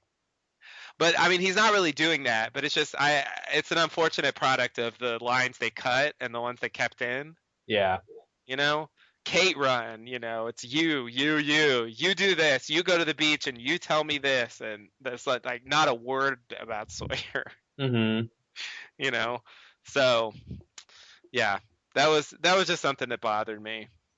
Yeah. But I think also it is weird that it is weird that Juliet offered the idea of like he has to die on the operating table, but like Jack is like kind of doing that plan, but not really. Hmm. She didn't say like you can let him die on the operating table, like, and use it as leverage to like help. You know what I mean? Like, Yeah. he's a kind of. I feel like Jack's the kind of person that, under most circumstances. I mean, if they give him what he wants, if they get Sawyer and Kate to safety, then he's gonna finish the surgery. You Well, know? because he's a doctor and he wants, part of it I think is he wants to see if he can do it, and then part of it is he's a doctor, so he wants to heal him. Yeah. Uh, And just Jack, is the kind of character that, you know, is it's probably why he's a doctor. I mean, he's driven to fix things, yeah. you know. So so it's not really Juliet's plan, but at the same time, like you said, it's kind of weird to like threaten to kill Ben in front of her. Yeah, because it's like her plan was to make it look like an accident. He starts off that way, like he cuts the thing, and he could just say, "Oops, I don't know what's happening, and I can't find the bleeding, and just let him bleed out." Right. Yeah. Yeah. So it's a weird. It is strange, and Juliet's probably like, okay, is he going along with the plan? Is he augmenting the plan so his friends can get out, but he's still gonna kill Ben? Yeah. So she won't know until the next episode when he continues the surgery, but. Right. Yeah, it's kind of amazing how like there's the plan and then like the alterations of the plan and then like what actually happens. Like Mm. it's quite convoluted. Yeah. It's so weird that it's like you said, like the way he got in that operating room is like really really unnecessarily complicated. Yeah. And then it's like Pickett, they send Kate in and they say they're going to kill Sawyer if you don't do the surgery. And uh, eventually he agrees to do the surgery, but then like Pickett's just like, well, I'm just going to kill Sawyer anyway. Hmm. And then he's like threatening Ben, but he doesn't even know that like Sawyer's life is in danger. It's really weird because they send Kate in to convince Jack to the surgery. Kate's like, okay, if you don't do it, they're gonna kill Kate. I mean, they're gonna kill Jack. I mean, they're gonna kill Sawyer. Wow. They're gonna kill somebody. Yeah, yeah, yeah. I'll just keep naming names until I get it right. You'll get Third there time's a charm. eventually. They're gonna kill Sawyer, and then Jack's like, okay, get her out of here. We're done. Which seems to Yeah, suggest, okay, that's not the leverage. It's not gonna work. right. Which is strange on its own. Like that's a strange thing Yeah. to say. I'm gonna kill one of your friends that Kate cares about, you care Mhm. about in general, Kate cares about specifically, Yeah. to get you to do the surgery. And Jack's like, no, that's not gonna work. And I guess Yeah. maybe he's just being stubborn about being manipulated. He's like, okay, this is Right. just another manipulation. I'm not gonna go along with it. But Yeah. then Ben has Alex get on, pretend like the door's just open for no reason, Mhm. and then Jack sees Kate and Sawyer together, and somehow Ben knows that's going to get him to do it, or at least he tries that. I guess yeah. Maybe you were saying this earlier. Like maybe the idea is that because he sees Kate with Sawyer, he realizes how much Sawyer matters to Kate, and because he cares about Kate, now he's willing to do the Yeah, surgery. it's almost like they should have had. It's almost like they shouldn't have had the Kate trying to convince Jack to do the surgery scene because that should have been enough because she was emoting like she cared about Sawyer. Yeah. Yeah. It's almost like they should have just said, it should have been Jack, Juliet, or Ben saying, if you don't do the surgery, Jack, we're gonna kill Sawyer. That's not enough. He doesn't like the manipulation, so he says no. Then Right. Jack sees Kate and Sawyer together, and then goes, "Oh, okay." So Kate Yeah. cares about Sawyer. Now I'll do it. But it's weird to have Kate verbalize what later Jack sees, the sort of physical version of. Mhm. So it's strange that wasn't enough for her to be crying and pleading for him to do it. Right. That didn't work. Yeah. And it's Yeah. weird because it I don't I mean, I know. think they wanted to have them. I think they wanted to have them reunite, because they've spent this entire segment of episodes without Jack interacting with Kate or Sawyer. Yeah. And so I think they wanted to have them come back together and like be able to have a scene together before the end of this thing. Oh, you know what? I think this is the X factor. Because Jack says he won't do the surgery after Kate asks him to, that prompts Kate to go sleep with Sawyer because she thinks he's gonna die. That's the X factor. Oh. Without Jack saying no, like if he had said yes in that scene, then Mhm. Kate wouldn't have had any reason to go sleep with Sawyer. Yeah. Yeah. Yeah, So yeah, yeah, you're that's right. why. So that's the crux of how that happens. Okay. Okay. Yeah, it's a good point. Hmm. So what I was gonna say, so I wanted to get back to Pickett a little bit, Okay. um, I'm gonna pick it. because I am still just, I mean, the moment is so quick when he's just like, Shepard wasn't even on Jacob's list, you Mm-hmm. know, which which I don't know. It's like I guess he had no idea what the plan was here. Does he know Ben has cancer? Does he know Jack's a spinal surgeon? It's strange that it's like he shouldn't let him operate on him because he wasn't on this list. Like I don't really understand exactly what So the okay, implication of then that we got to is. go back to what Jacob's list is, right? So Right. is it the list of people who to kidnap from the Losty camp, or is Mhm. it the list of candidates? So Right. if it's a list of candidates, then it means basically the good people are people you can trust. Yeah. Um, which would make sense for what he's saying. Like, okay, you're letting somebody who is untrustworthy, you're putting your life in the hands of someone who's untrustworthy. Therefore, your judgment, I'm calling your judgment into question. Right. I think that's what he's saying. But then Yeah. later we find out that the list was just the list of people to kidnap, right? Yeah. Or am I remembering that wrong? I mean, okay. The problem is that there are a lot of lists. Yeah, I remember the list fiasco. They get really, I think they get kind of confused about lists, and it's like some people make lists and then there's Jacob's lists and Jacob has different lists, and maybe some of Jacob's lists are not really from Jacob, and like there's so Okay, yeah, many. yeah. It's not the list of who to kidnap because Jack was on that list. That's why he got kidnapped, right?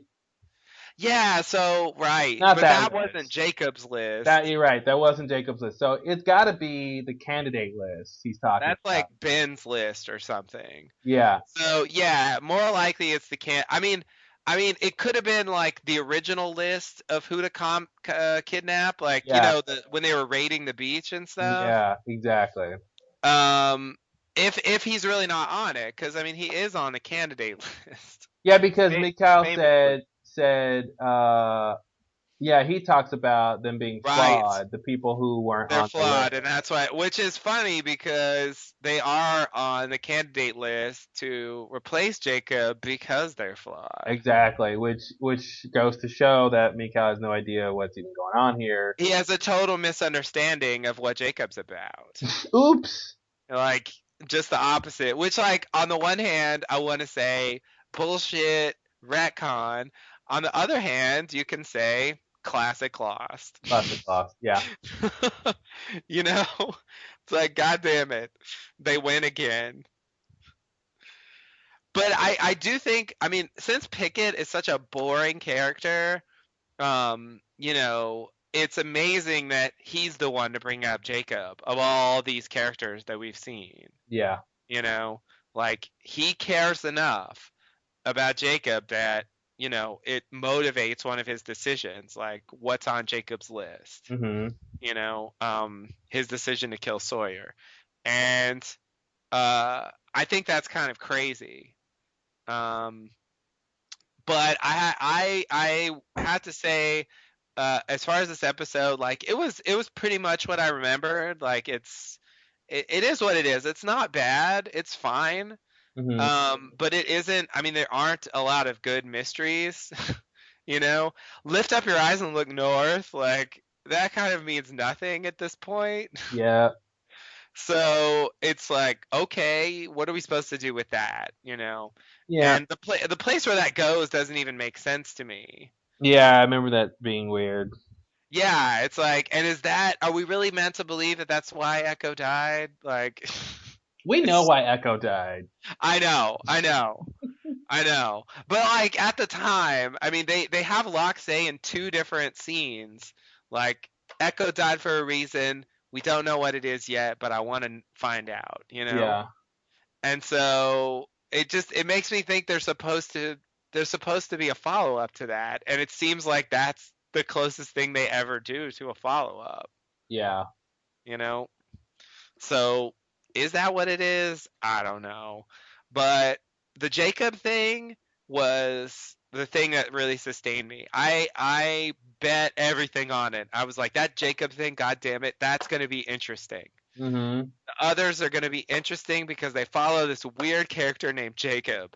Yeah. And it And was weird to be like, you think Ben is the high, the leader, the top of the hierarchy here, and then we get this Jacob reference. And it's like, oh, what? There's somebody else?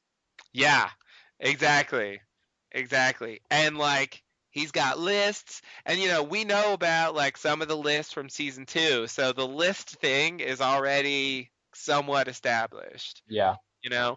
And so it like adds this layer to the others that so far they've been more boring, but this gives them a few points in the more interesting column, you Yeah. know? And the fact that Pickett says it makes him a little bit more interesting than he was before.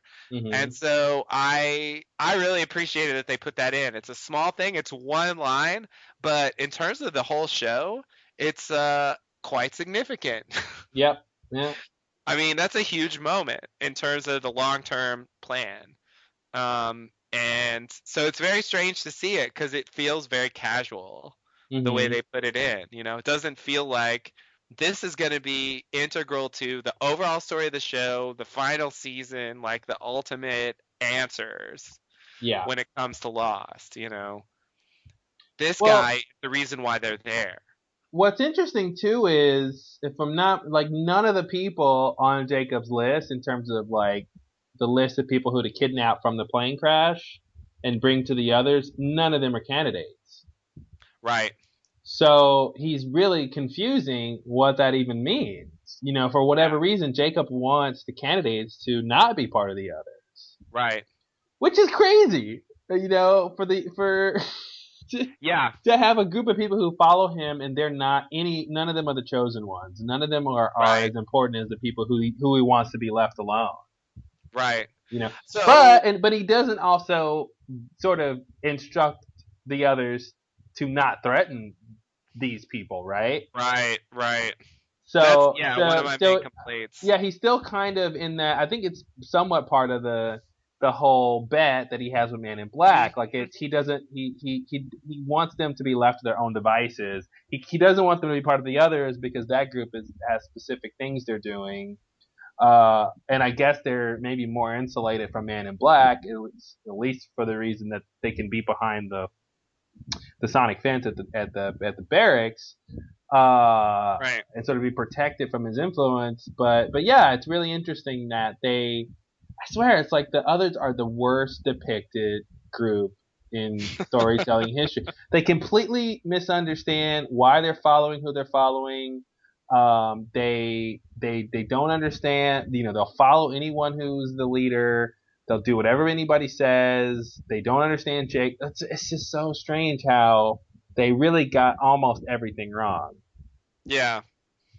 Because it's really the fact that Jack isn't on Jacob's list is a good thing.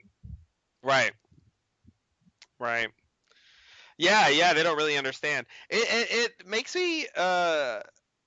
me wonder something that I never really thought about because it doesn't really matter and it's just kind of a weird hypothetical question.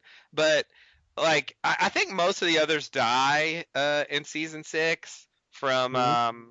Widmore's like random missile attacks. Yeah, the war that was coming. Yeah, yeah, he just brought some like missiles to fire, like, okay, whatever. Um uh So I get the impression they're mostly dead. But if they had lived and sort of survived as a group, and there's the Jacob successor, like eventually it ends up being Hurley. Like, would they worship Hurley? Like, would they adopt him as their new leader? Like, I just wonder. I wonder if they would be willing to accept a replacement for Jacob. Um, yeah, I mean, it's almost a non-starter because the only reason to have a group of people following Jacob is because of the bet.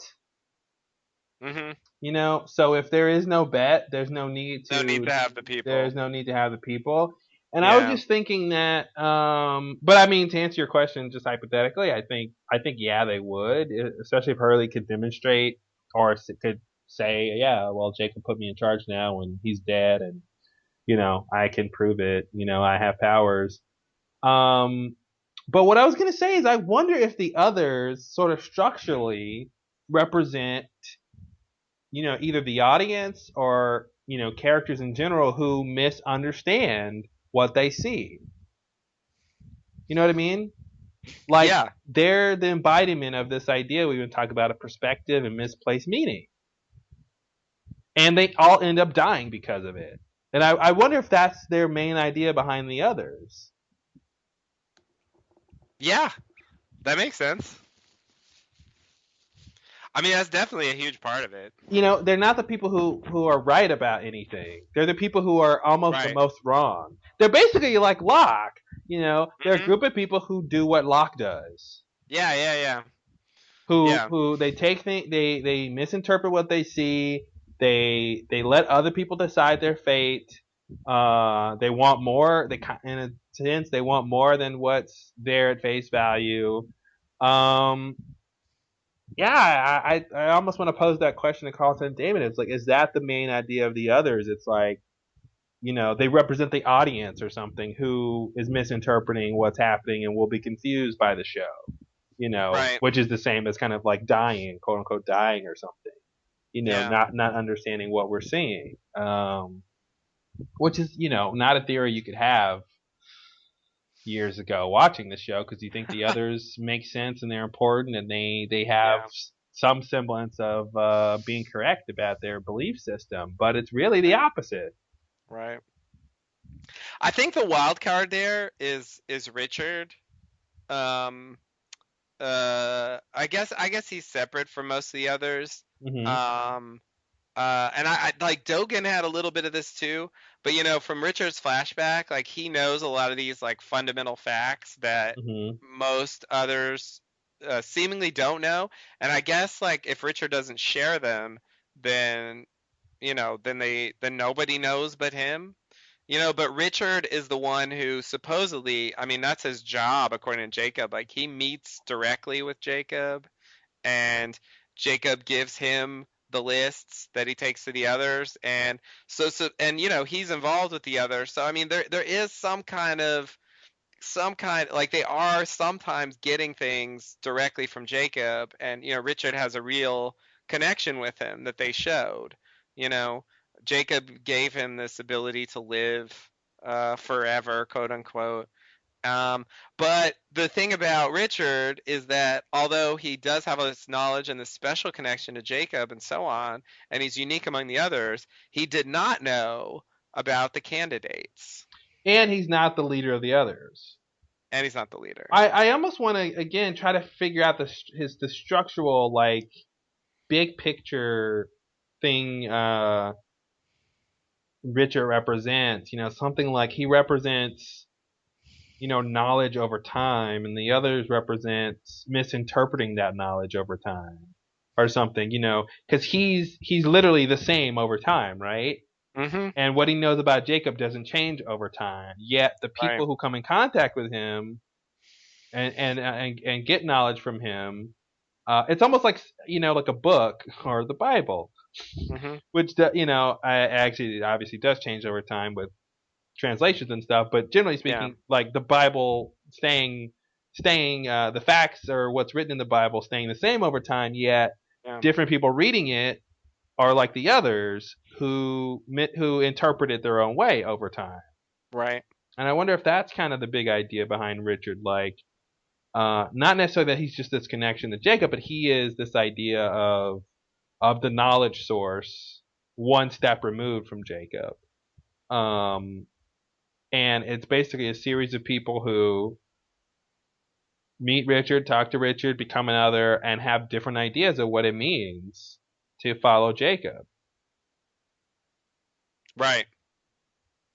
Yeah, that makes sense. Even though he's consistent over time, you know, yeah. Yeah, yeah, yeah.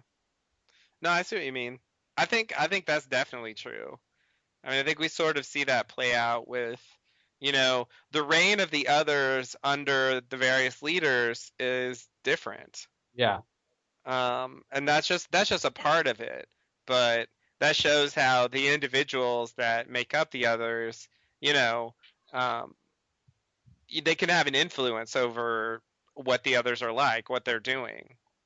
You know, Mhm. like Ben's others, I think, are quite different from um, from Widmore's others, and I think those others are somewhat distinct from uh, Eloise Hawking's others, and those are distinct from the post-Ben others that were following Locke. Yeah. You know, um, I think all those groups had different patterns of behavior, Mhm. and you can kind of see it depicted throughout the show. Yeah. And so, yeah, they definitely could sort of morph and change. And they took new members. They got rid of some, or some died, or whatever. Or some people left. Like a lot of things happened, and so I mean, I think that's pretty plausible. Yeah, that's an interesting way to look at Richard. As a metaphor. Yeah, yeah, yeah, yeah, yeah. No, I get that. I get that. But I think, I mean, it's really Richard. It's really Richard, his connection with Jacob himself, and um, uh, and the temple. Uh, those are the big, like, crazy things the others have. Yeah. Because besides that, like, take away those things, and they're just like our characters. Mhm. You know, like they're Yeah, and it's almost a like group. they the others get it wrong because they have more to go on almost. Like the Right. more information you have to interpret, maybe the further from the truth you might get. hmm Yeah, that's a good point. That's a good point. Yeah, You they're know, they're more because prone to error. yeah, it's like, oh, there's a temple here. Wow, that must be important. That must mean something. Nobody built a temple hmm for no reason, so Jacob must be important. So it's like the more history you have, the more information that's in something, yeah, the more you can the more conclusions you can draw, and that the further you are from the central idea. Right. Yeah, that's interesting. Yeah. Yeah, I think that's a nice take on the others. Yeah, I never thought about them as like a metaphor in terms Me of either. what the show is trying to tell us about what the show is trying to tell us. Right. Right. Yeah, it's really strange because, like you said, I mean, our initial impression of the others is like really far away from that, Hmm. you know? But once we learn more about our first others, like Ethan, we see that, that's really true. Yeah. What you're saying, like he uh he made a decision. Like he didn't make his list yet, but they found out about him, and so he decided to initiate this crazy thing, this kidnapping and stuff like that. Um and he decided to go back there and, you know, uh threaten threaten them with like murdering someone every day, and like he took that into his own hands, that situation. Yeah. You know, because he was obsessed, and something they tell us in a mobisode is, he he had a wife that died or something in childbirth or something like that, and so that's why he's so committed to this Claire project, because it's connected to their fertility problems. That just made me think of maybe that's why there's a fertility issue on the island. Is Oh shit, you it's got an answer for that? yeah, it only took 8 years. Oh my god, what if it's because of the bet? Like they only want people from the outside world to come on the island and be part of this bet game system because if you Mhm. have people naturally born on the island, that's not that it won't prove the same thing. They're going to have a different interpretation. Mhm. They're corrupted. By virtue of being born on the island. But if you get random people from the outside world to come in, then Mhm. then the bet can play itself out. Yeah. Does that make sense? Yeah, I see what you're saying. I see what you're saying. I mean, it's interesting, the idea that like they're born on the island so they're corrupted, whereas I would want to like I would instinctively want to say the opposite, like they're born on the island so they're more pure. No, I mean corrupted in terms of the bet. Yeah, no, yeah, I get what you mean. But in terms of human nature, I mean, I would think someone born on the island would be fine for that, Exactly, right? but that's exactly right. Like that doesn't prove the bet. Like they're not someone you can look.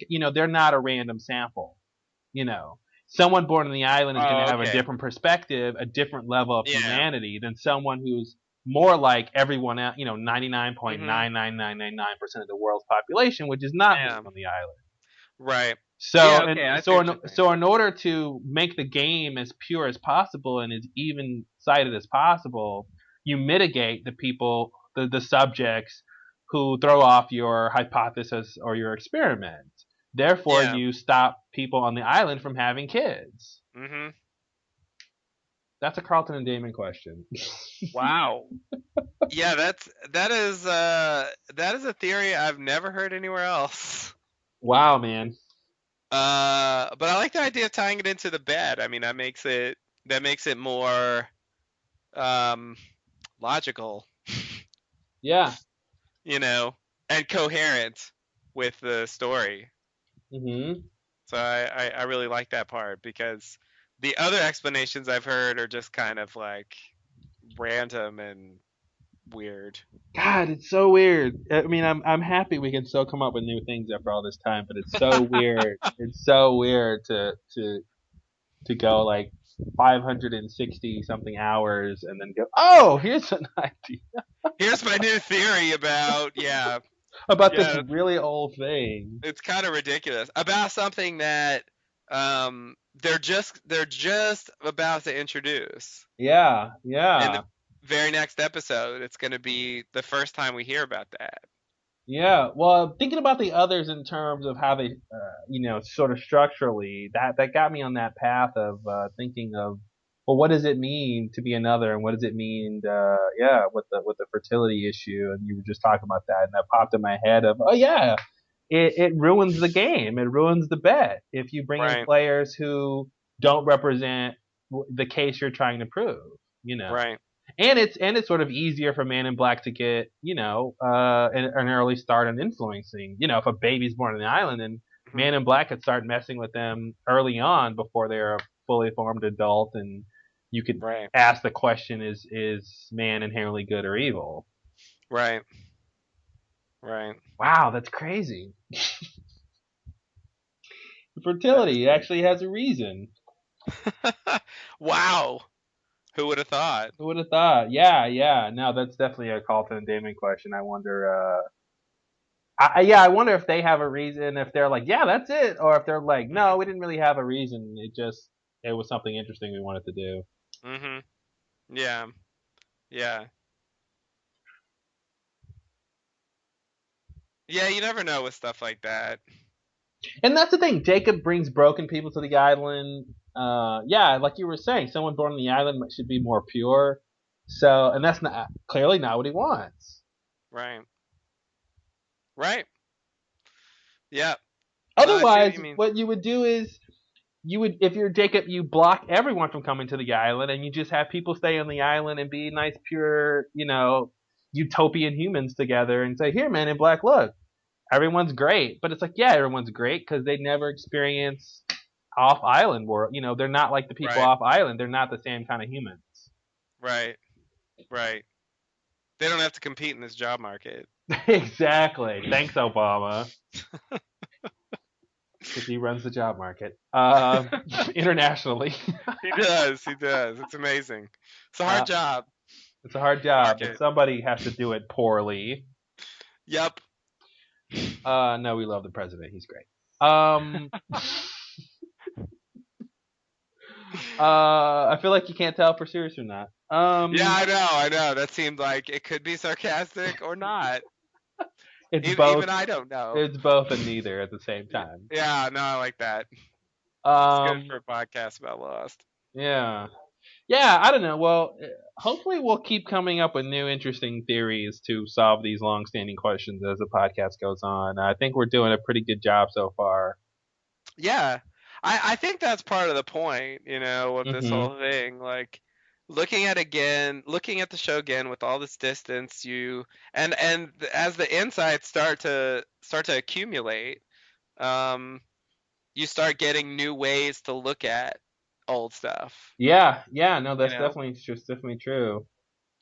and yeah, it's pretty cool. I mean, it's pretty cool to actually have a fresh thought about some of these things because I thought I thought those things had been pretty well pretty Hmm. well explored Yeah, in the past, but yeah, I think this probably will continue to happen because I think we've definitely turned a corner here. yeah. It's just not the same. I really just don't have the same perspective on Lost as I used to, Oh, for sure. you know. And once you totally shift your perspective, scenes just look different, Hmm. you know. And yeah, even this episode, I mean, even just little things we talked about in this episode, I think I never quite realized how kind of muddy and convoluted the plotting is. Yeah, yeah. Ben's plan versus like what they're actually doing, you know, what Jack's thinking, what Pickett's thinking. Like, there's just so many weird moving parts interacting here. Yeah, it's a lot. Juliet's in there. It's like, Hmm. wow. Jack's doing her plan, but not doing her plan, but doing her Right. plan. Like, which one is it? Yeah. And your thing, like, they send Kate in to say they're gonna kill Sawyer, and he's like, no, get her out of here. But Hmm. then, like, they have someone on the intercom, like, pretend, and he goes and sees them, and he's like, okay, I'll do it. But then when he does it, he uses it to help them escape. It's just like, Yeah, God, there's so many steps here, like they can't just have it proceed in a simple fashion. yeah. One thing I will say is that indeed, like, the flashback's pretty boring. Oh, it's really awful. I mean, it's not like the worst flashback ever, but it's just really there's nothing there. Hmm. It's just very flat. I mean, it kind of reminds me of Sawyer's from a couple, episodes ago, Yeah. where it's just you don't really get invested in anything. Hmm. It feels disposable. Like, if we never saw that flashback, it wouldn't really change anything.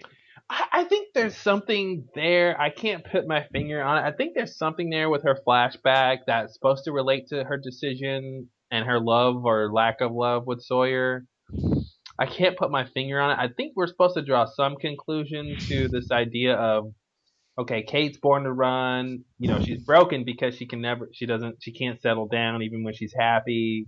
So that makes sense. That's what leads her to the island. That's why part of why she's broken. Okay, Hmm. but then the guy she does love, she doesn't stay with. Kevin Fillion. I mean,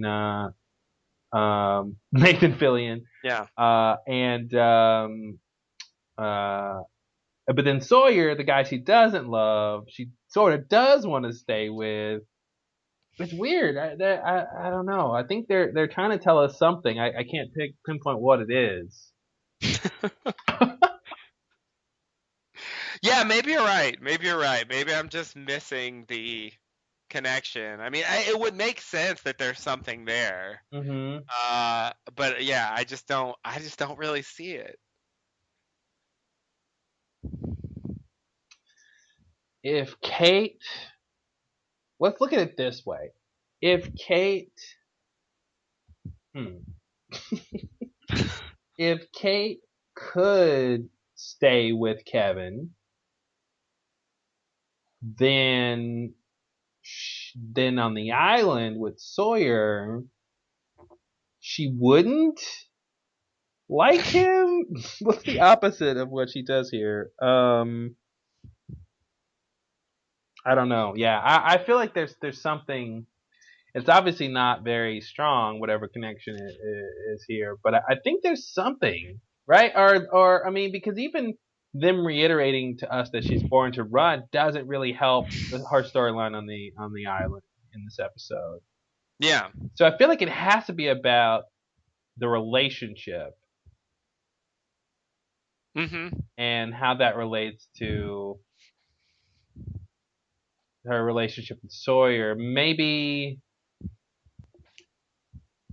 Kate pleading for Sawyer's life would have been different. I don't know. I feel like I need like 20 hours to think about that. Yeah, so I mean, yeah, maybe something is there. Maybe there's we could find something eventually. But I mean, I think typically when you have the flashback playing off the present story, it's you can you can see the connection without so much effort. Yeah. You know what I mean? I mean, I feel like if they wanted to write in a connection, they should have made it a bit clearer. Well, there's okay. Maybe like okay, Kate loves Kevin, but she leaves him. Kate doesn't love Sawyer, but she stays with him. Hmm. Yeah. Okay. Like she, or maybe there's an idea that she could have left without. They didn't really play that up. That she could have left without Sawyer, or she doesn't want to leave without. Maybe that's the idea. She doesn't want to leave without him. Uh, yeah, I don't know. I feel like something's there. Maybe it's just wishful thinking. I don't disagree that something's there. I just really can't tell what it is Yeah. because I feel like they don't highlight it. I mean, they don't. Usually they juxtapose the scenes in such a way that you can clearly see the connection they're trying to make. Mhm. You know, um, and the classic flashbacks. You you don't really have a doubt about what they're trying to tell you about the character and how that relates to what they're doing right now. And I hear, yeah, I think you might be right. Like, well, no, I'm almost 100% sure you're right because I feel Yeah. like this is a Damon and Carlton episode. I mean, I don't think they write this um and they don't have any idea about a connection. Yeah, no, here. So this is what they say on Lostpedia in the little analysis section. The flashback suggests Kate refused to leave Sawyer behind because she felt guilty about leaving Kevin. So that's Ah, what I just said. So I think that's yeah. the idea is she left somebody before that she loved and she didn't want to do that this time. But I feel like I didn't see a scene where it was like, "Go, Kate, go escape without me." Right. Because he told her there is no escape. Right, But maybe right. that's the idea. Like that's why she has sex with him. That's why she stays in his cage. Like Mhm. that's her not leaving him. Yeah, yeah. Yeah, okay. Well, you were on the right track. Okay. Okay. I can kind of see that. Yeah. Now this says Sawyer tells Kate that he loves her. When did he do that? You didn't hear it? It was in that conversation when he's like when you told that guy you love me, you just said that to make him stop hitting me, Yeah. right?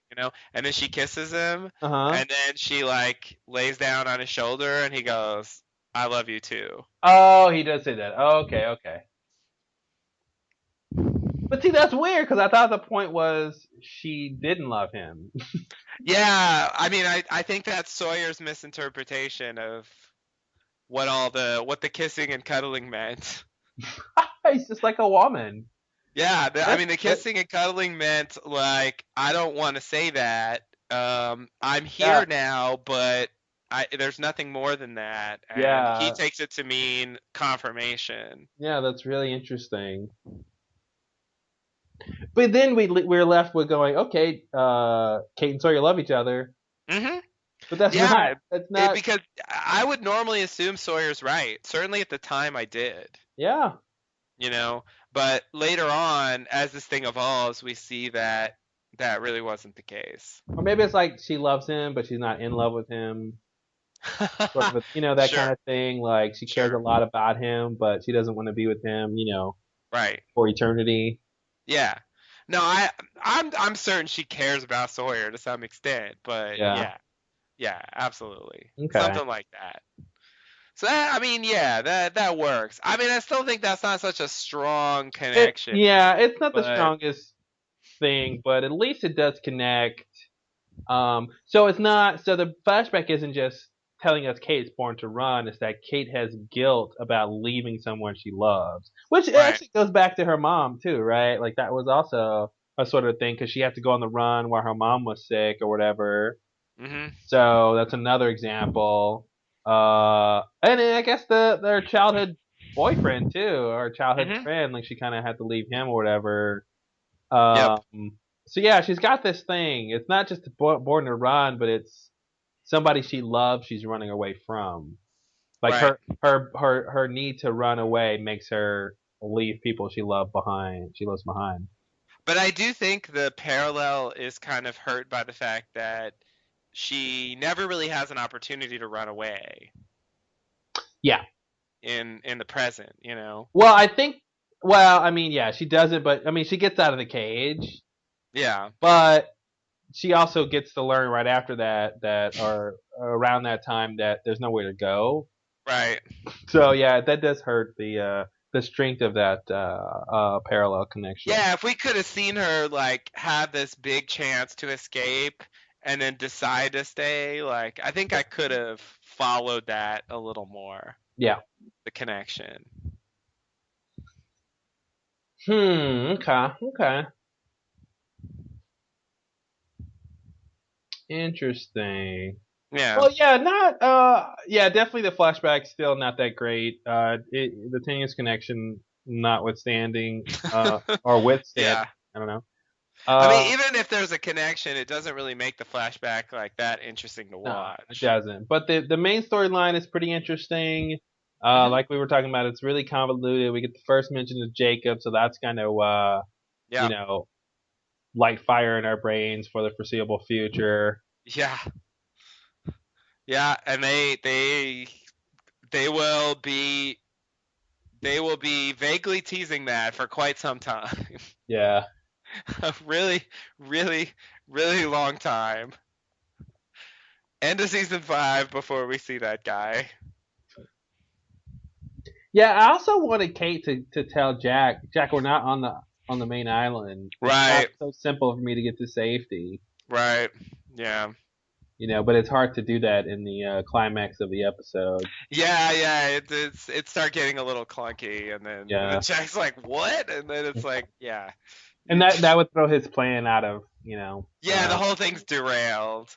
I mean, they end up having a boat or an outrigger or whatever, and so it kind of works out. yeah. I don't Yeah. even remember when he finds out they're on a different island. I guess we'll see. Yeah, I don't know either. Maybe it's in the next episode. Probably. It would make sense. So yeah, I mean, I think it's it's really a pretty decent episode. I do like it, but yeah, it's just it's not an episode that you want to wait months after, you know. Even with the Jacob thing, it wasn't. I don't know. That wasn't enough of a hook. Yeah. I think. And so that's really the main problem. I mean, if there's a follow up next week, this episode's totally fine. Mhm. You know, I mean, in a way, it's like high drama. I mean, there's more going on than sometimes in certain episodes. Yeah, they probably thought, ending on this, like you said, the climax of this thing, Jack bleeding, I mean, bleeding out on the table and Jack yelling into the walkie-talkie, like, that's, seems like, oh, it's like a mini finale, but yeah, Yeah. will Ben live or die, I guess, is supposed to be the cliffhanger. Will they get to safety or not? Mhm. You know, um, but yeah, it's not that great. Yeah. Yeah, I'm just not that worried. I mean, maybe I should be, but I don't think Ben's gonna die, and I don't think they're not gonna escape. So, Hmm. even at the time, I mean, I don't know. It really has to be a certain kind of situation for me to believe that, characters are really in danger. Yeah. And like this doesn't really cut it for me. I'm not able to imagine that this is a scenario that's going to bring about like a main character dying. Hmm. You know, it just doesn't seem worthy of that.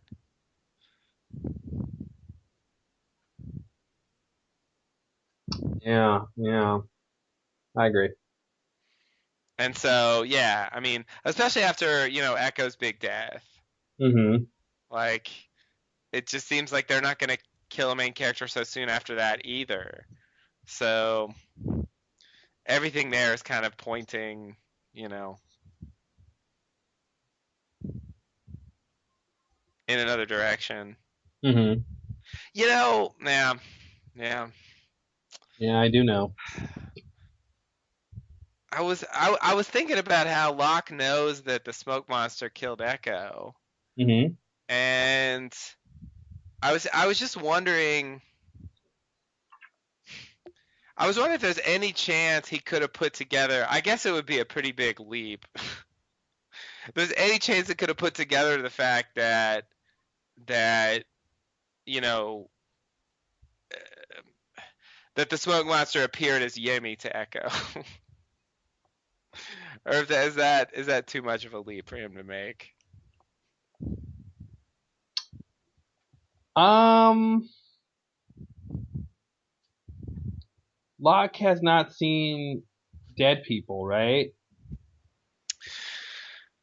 So Uh, I don't think he yeah. can. I mean, I would say if he had seen the smoke wants to be dead people, then he could know. I mean, he knows that Echo was looking for Yimi and Yimi's body was missing.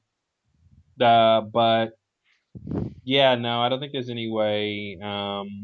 No, he's just on the. I don't think he's even thinking of that. I don't think he even thinks there's a reason. That the smoke monster would even try to do that. He's on the. He's going down a path that's already wrong about. Oh, there's a big reason why Echo had to die. hmm Well, but he speculated that the smoke monster brought them there. So that sounds like he really thinks the smoke monster is important. And so I don't know. I mean, I could Well, imagine. because he's getting the smoke monster and the island confused. Yeah, that's true. That's true. That's true. And that's what the smoke monster wants. Yep. Yep.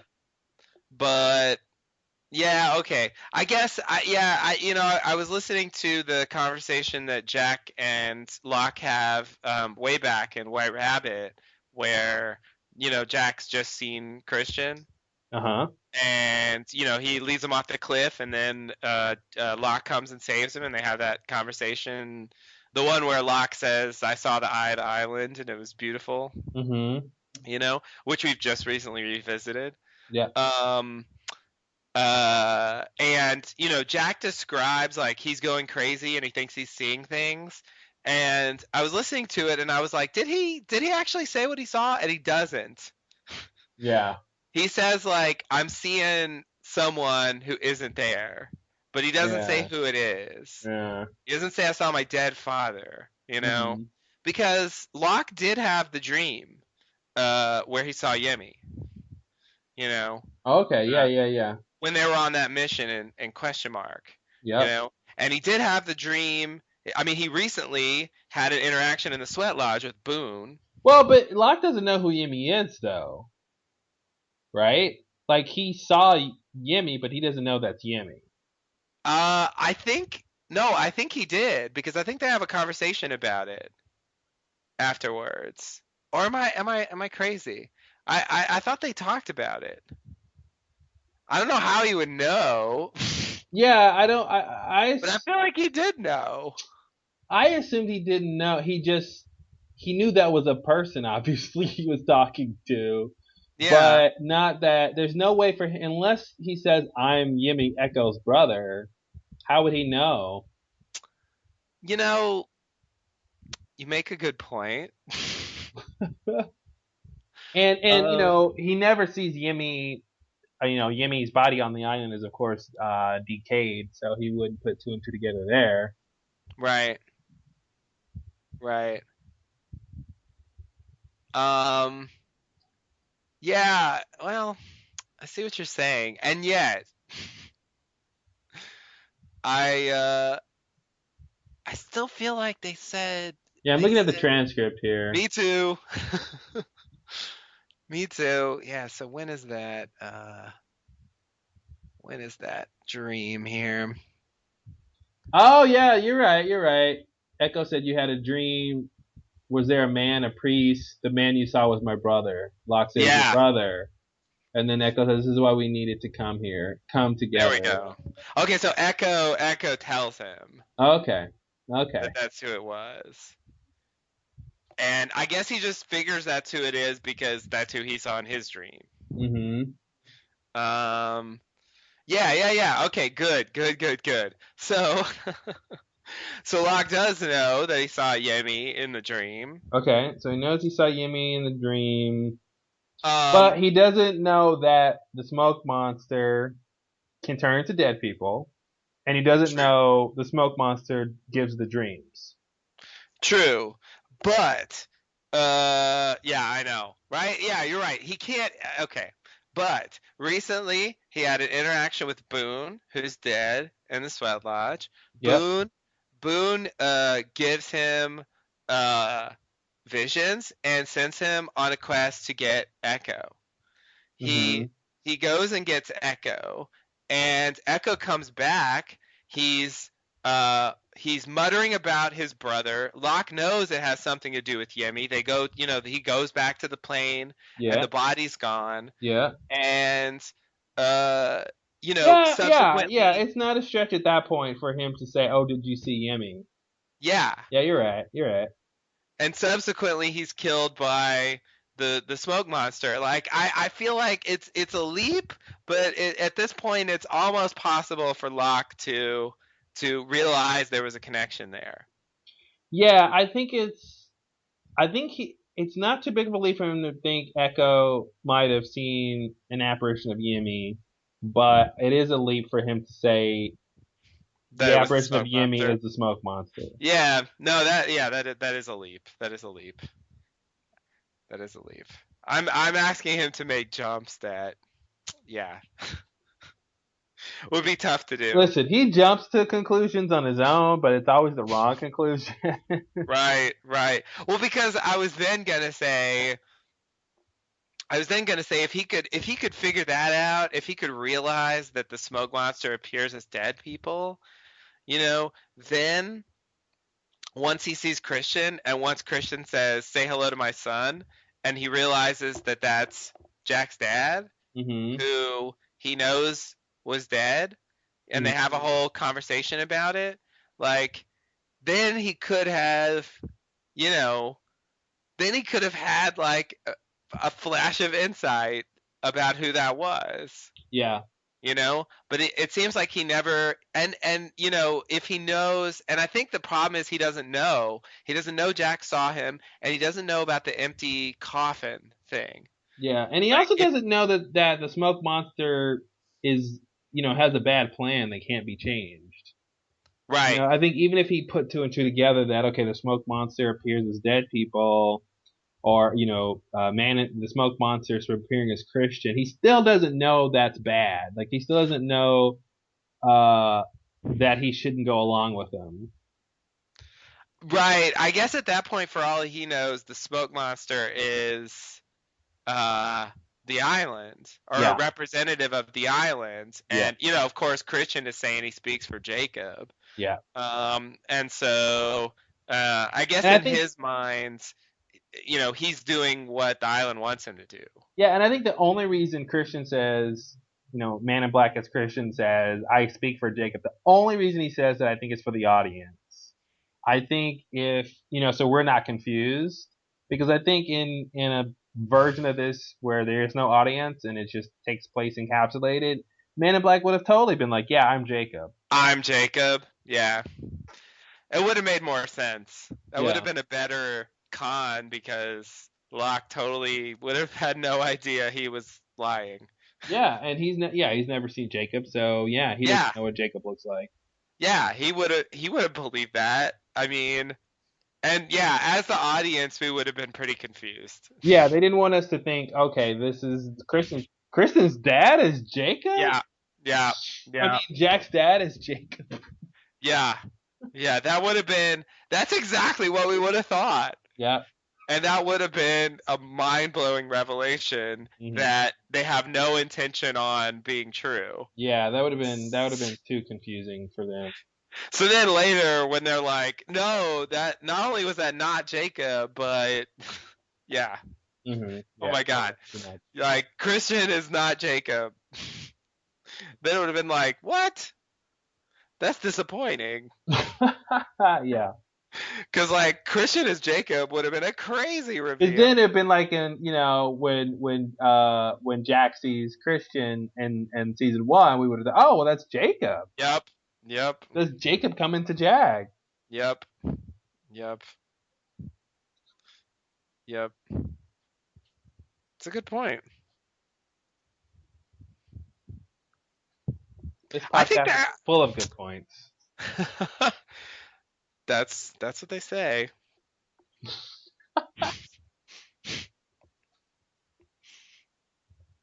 What were we gonna say? I think there is, and we'll see it. We'll see it as it develops. But I want to present.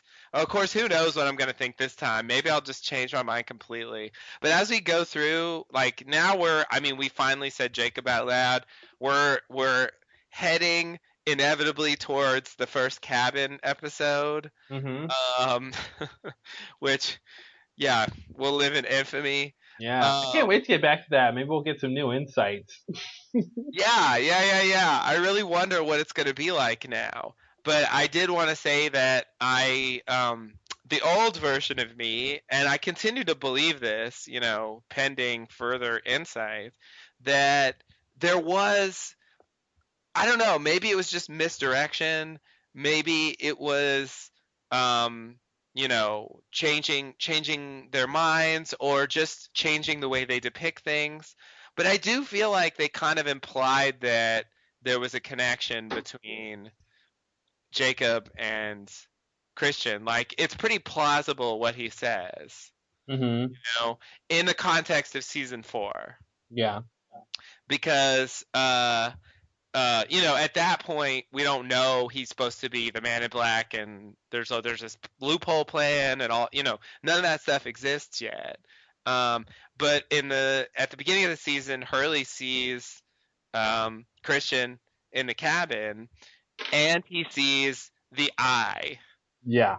the mysterious eye, and that's an image that it kind of reminds me of in Twin Peaks. This isn't a spoiler. There's this, like, for a while in season 2, for a few times they show this like hooded figure that is just like off, like you can't see his face, and like he's supposed to be mysterious or something, and it's just this like figure in a hood. Yeah. And they show it multiple times like before the end, but then like in the last episode, and in the movie, they abandon that completely. Like they never show it again. Mhm. And when you watch it, it's weird because it's like, who is this supposed to be? But based on what you learn later, it just doesn't fit anymore. And it seems like it was an idea that someone had that they started developing but then was just abandoned. Yeah. I feel that way about the eye. It feels like the eye was an idea that they had, um that they just gave up on for I some. I want to I want to think the eye is a visual way of telling us there's something behind what we see of Christian, like there's something else in the cabin, right? Um Hmm. there's two entities. There's the one we see and the one we don't see. Right. So I think maybe I mean, I think you're right. I think they were probably going towards that idea. Um, but it seems to me that's kind of what that shot is suggesting. Um, there's something watching. There's something, because it's connecting to the cabin and connecting to Christian. Um, but that's not Christian. Right. But like we see the eye the first time they go to the cabin, you know.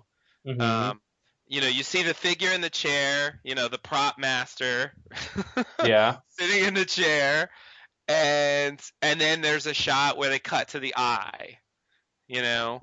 And at the time, and like the standard thing people said is it's the eye of Jacob, Hmm. you know, which sort of added up because it's Jacob's cabin, and so it should be Jacob in there at some point, Yeah, you and know. maybe there's a connection, like the connection to the Egyptian thing, the Eye of Ra.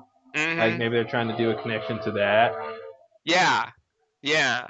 But by showing the eye of Jacob, again in season 4, like going back to that and showing it in there with Christian separate, like really suggests to me that Christian is there with someone else. And that someone else, logically, at least at the time, was Jacob. You know, it's the eye of Jacob, and he's in there with Christian. And so later on, when he says, I speak for Jacob, it seems plausible Yep. Yep. because we think we've seen him in there with Jacob, you know? Mhm. Um, and I feel like, I mean, the thing I'm gonna try to suggest, and the thing is, I don't know when it changed. So at a certain point, it's obviously not true. But I really feel like there was an idea there where where it was Jacob, and it was Jacob and Christian, and I think Christian probably is the smoke monster there, Mhm. but it's Jacob and the smoke monster, Mhm. you know. And in that incarnation, Jacob is just a different kind of character, you know. I mean, the way he's portrayed is just very different. He's kind of frightening, you know. He's more like what the Man in Black becomes, Mhm. you know. Um, and the smoke monster can be working for him, or whatever, collaborating with him in some way. It can make like what Locke's saying is right. And I feel like up until season 5, when they tell us the contrary, like it's they could have gone in that direction, the scary Jacob. Yeah, I pretty much buy that. I want to think that the idea is, yeah, it's really tough to tell. It's really hard to parse that out because of the logistics of how the show played out. But I want to think, like I said, I want to think seeing Christian and then seeing the eye is somehow telling us there's something else there. Yeah. Not that there's two separate people, you know, Mhm. because if I remember correctly, like we don't see Christian and the eye guy together, right? Yeah, not exactly. It's like Christian's in the chair, Yeah. and then the eye comes up in the window. Yeah, and I mean, maybe I'm only thinking this because of how the show eventually played out, but I feel like, yeah, Chris is in the chair, and then he turns into, Titus Welliver, for lack of the actor being there, and then Right. we see his eye, and that's telling us, something about shape shifting or something about Mhm. there's something behind Christian. I don't really want to Okay. buy. I don't really want to buy the Jacob as a darker guy. I don't really want to buy that they were going in that direction ever, because that seems weird to me. Because I think they would have had, their version of the Stand, their version of good and evil from pretty early on, Mhm. and not have Man in Black who's evil and have Jacob who's dark too, and Right. somehow working together. Like that's just, as writing structurally, that's a weird place to start from. Not Yeah. that it couldn't have happened, but I just feel like that's a weird place to start. And to me, it makes more sense. Um, what about my interpretation of that scene is, uh, which is just that it's telling us, and again, the eye, eye is all about interpretation, so we get this close up, so almost like the veil of Christian was lifted. He took his mask off, and that's who we saw was the eye guy. Mhm. Right. But Right. once we get back to that stuff, I'll see if I still think the same. But I mean, we can't deny the fact that their ideas of the cabin and Jacob and Man in Black morphed over time. We can't deny that. So Yeah. Yeah. Yeah, and I mean, I am speculating wildly because obviously the story went in a certain direction and it wasn't that one. yeah, So, it's hard to know like what would have happened if they went with something more like because it does feel not quite consistent with what they do later, but what you say is plausible, you hmm know? I mean, it works to sort of explain what we're seeing there, why it appears to be maybe two people, but it's not. It represents like kind of a clue, yeah, it's like a clue. about like what we're seeing there. I agree. It's problematic dramatically. Like the um, Dark Jacob doesn't work because who's the good guy? Yeah, exactly. So that would be a problem. Yeah, I don't know what they would do, and maybe that's maybe that's the problem they ran into. But I do feel like there's a lot of setup for Jacob being scary, hmm and it feels like they pull the rug out from under that. And I'm not sure if that's intentional misdirection or if that really is you know, well, we need another side, and so we're gonna cast Jacob in that role and make the evil one something else. Yeah, and I don't, part of it is, I think the big deviation is, calling the cabin Jacob's cabin, and then it not being where Jacob is. That's a huge thing. Yeah. So the question is, did they intend for that, for that episode, what was Man Behind the Curtain, like,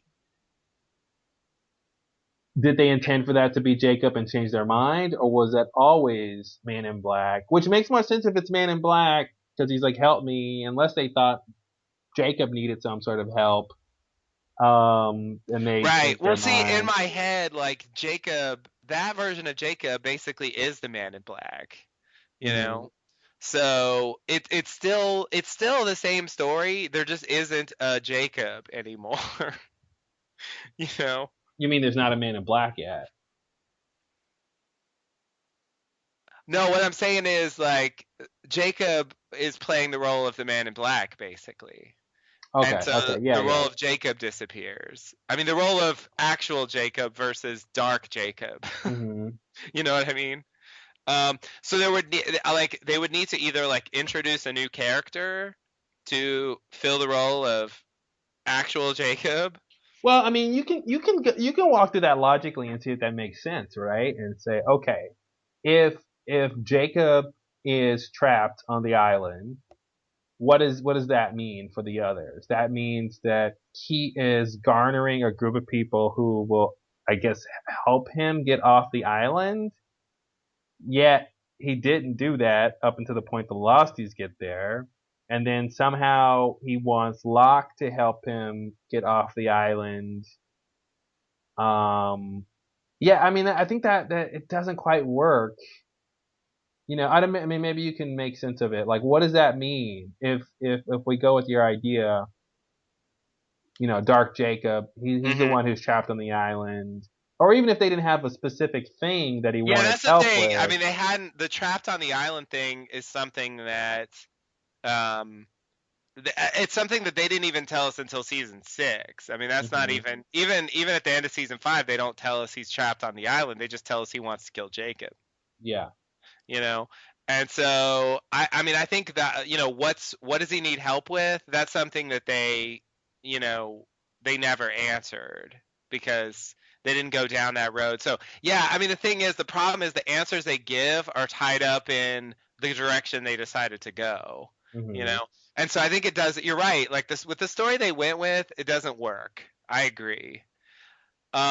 But I just mean like thematically, he would have been like the Man in Black, but they would have to come up with a different story But he's for. not the smoke monster, right? No, so he would in this version, the smoke monster would work for him, basically. Or I would say he's still against the smoke monster because that would explain the ash around the cabin.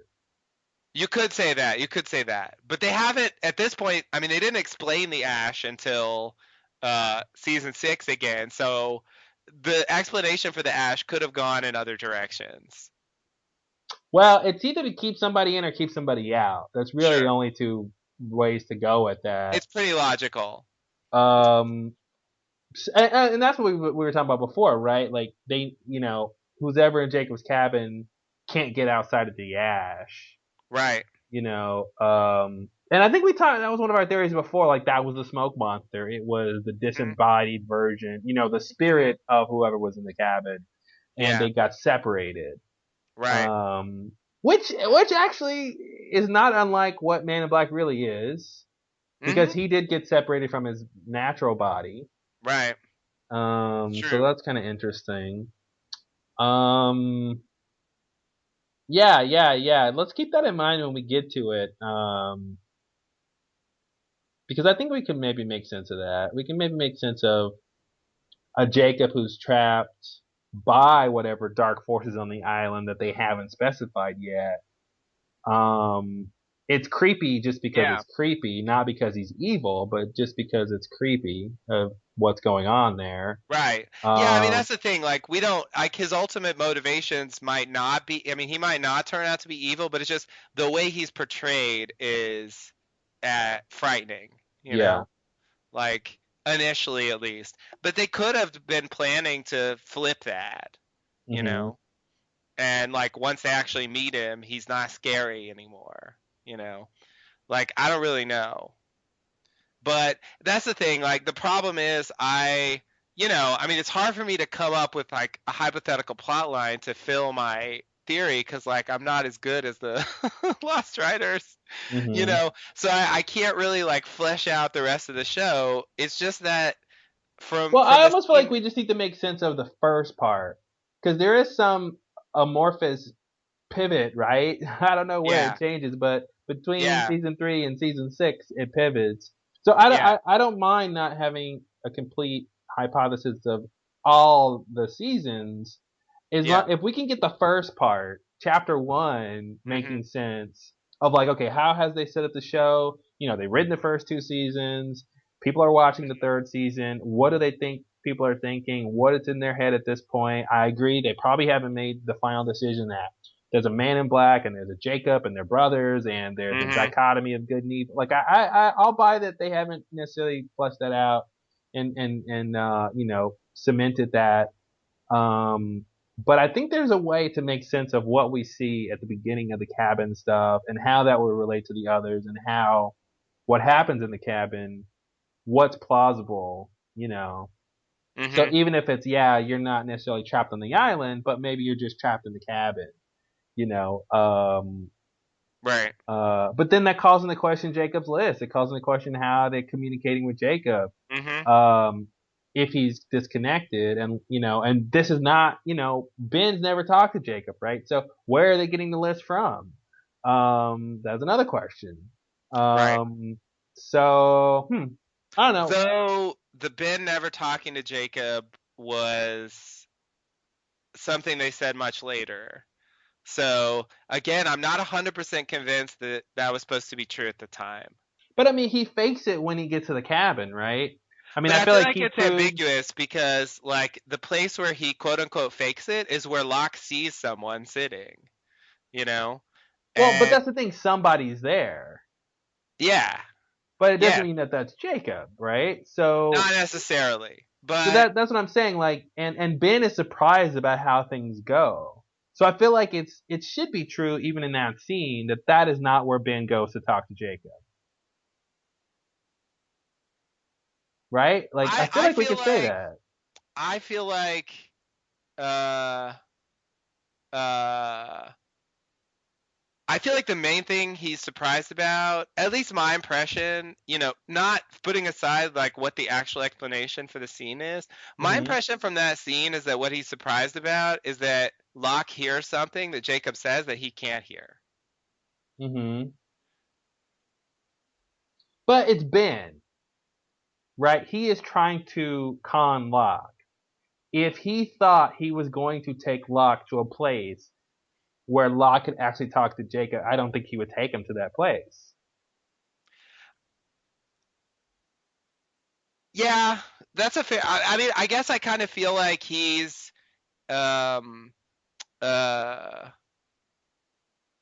I see. Like he would never give him a chance to succeed. But Yeah. he's really disturbed by the fact that Locke um uh that Locke hears something he can't hear. Mhm. And that gives me the impression that he really thought that he would take Locke out there. Locke wouldn't be able to see the Jacob that he can see, and it would prove that he's not special and that he shouldn't be, you know, looked at that way by the rest of the others and so on. But because he hears this thing, like that's what triggers Ben to shoot him because he's a threat. Like maybe it's a test, because he's already done this thing with his father, trying to get him to kill his father, Mhm. you know, in an attempt to humiliate him and get, but then when he shows up with his father's body, maybe he decides as a last ditch effort to bring him to see Jacob and uh you know, hoping that he won't acknowledge him, that he won't be able to see him because like normally you can't see him. And at first he thinks that's true because Locke doesn't see what Ben sees, but when he speaks to him and Ben can't hear it, that's when he kills him or tries to. I think that's my interpretation of the scene if I don't know what comes later. Okay. I mean, I'm looking at the transcript. I think there is something there about, he says it twice that, like, okay, Ben, you're the only one who sees Jacob. That's right. So they're setting up this idea that no one else sees Jacob but Ben. Yeah. So that would go with, like you're saying, like that is the big surprise that you don't expect. It could be that Ben's just lying. Of course, it could always be that. And in the end, it is that. But it's just in this scene, I feel like it could have gone the other way. Yeah. The way they play it. I mean, they play it ambiguous enough that both things fit what we see.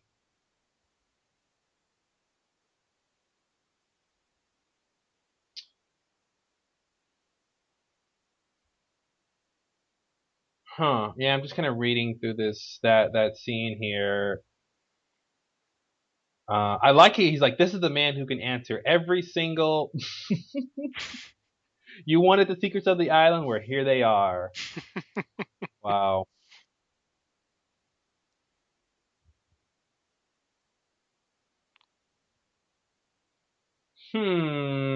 Okay. That's enough. You've had your fun. What was that? That was Jacob. Yeah, it's really hard to tell, which I think is the whole point of the show, right? Is it's all your Hmm. interpretation. Yeah, yeah, yeah. And I think they were clever to write it in such a way that they could have gone in multiple directions with that scene. Yeah, yeah. It works. Like the idea that he's pretending, it works. It's kind of amazing. Um, Actually, you know, and that's again that goes back to Ben. Sorry to cut you off. That goes back to Ben lying. Is before he says, "Yes, John, I'm not only talk to Jacob. I was born on the island." And then later, after right, this big scene, he says, "No, I wasn't born on the island." right, right. Yeah. I see. I want to kind of believe that from the beginning they were trying. They knew that whoever was in Jacob's cabin wasn't Jacob. I almost want to believe that that's true, Hmm.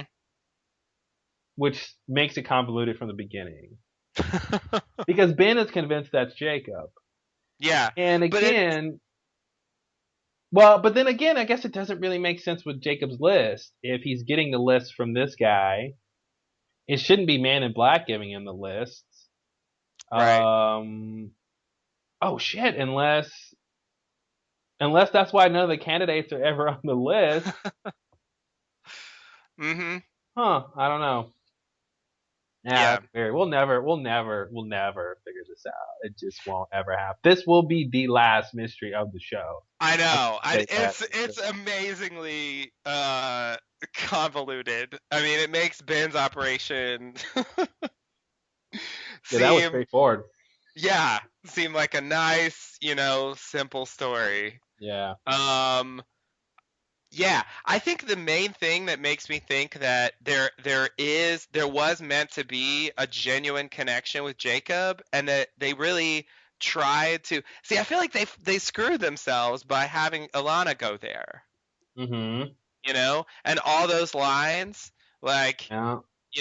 He's not here. He hasn't been there in a long time. Someone else has been using it. And there's a note pinned up there with a statue on it. And that's what leads them to the statue. I mean, that ties it in with Jacob, like really strongly. And I feel like if they hadn't done that, if they just kept Jacob separate from the cabin, then the story could be from the beginning. Jacob never had anything to do with this cabin. Yeah. Yeah. This was a place that the Man in Black used, that Ben used. It was a creepy cabin, and it Jacob never set foot in there, and that idea was just fabricated, Yeah. But having Alana go there says that's not true. Yeah, and Jacob actually that really, makes okay. Then that makes sense. Then that means that the ashes around the cabin to protect Jacob from the smoke monster, right? just like the ashes around the temple. Yeah, yeah, But then at some exactly, point Jacob left. right. And Um. Man in Black bought a broom. Yep, and he swept it aside. Hmm. Yeah. So it's like the weird thing is it's like this is what makes me think like it's a possibility that Ben's meeting with Jacob was genuine originally, that they do say later that Jacob really is associated with that place. Ben was not 100% lying about that, Yeah.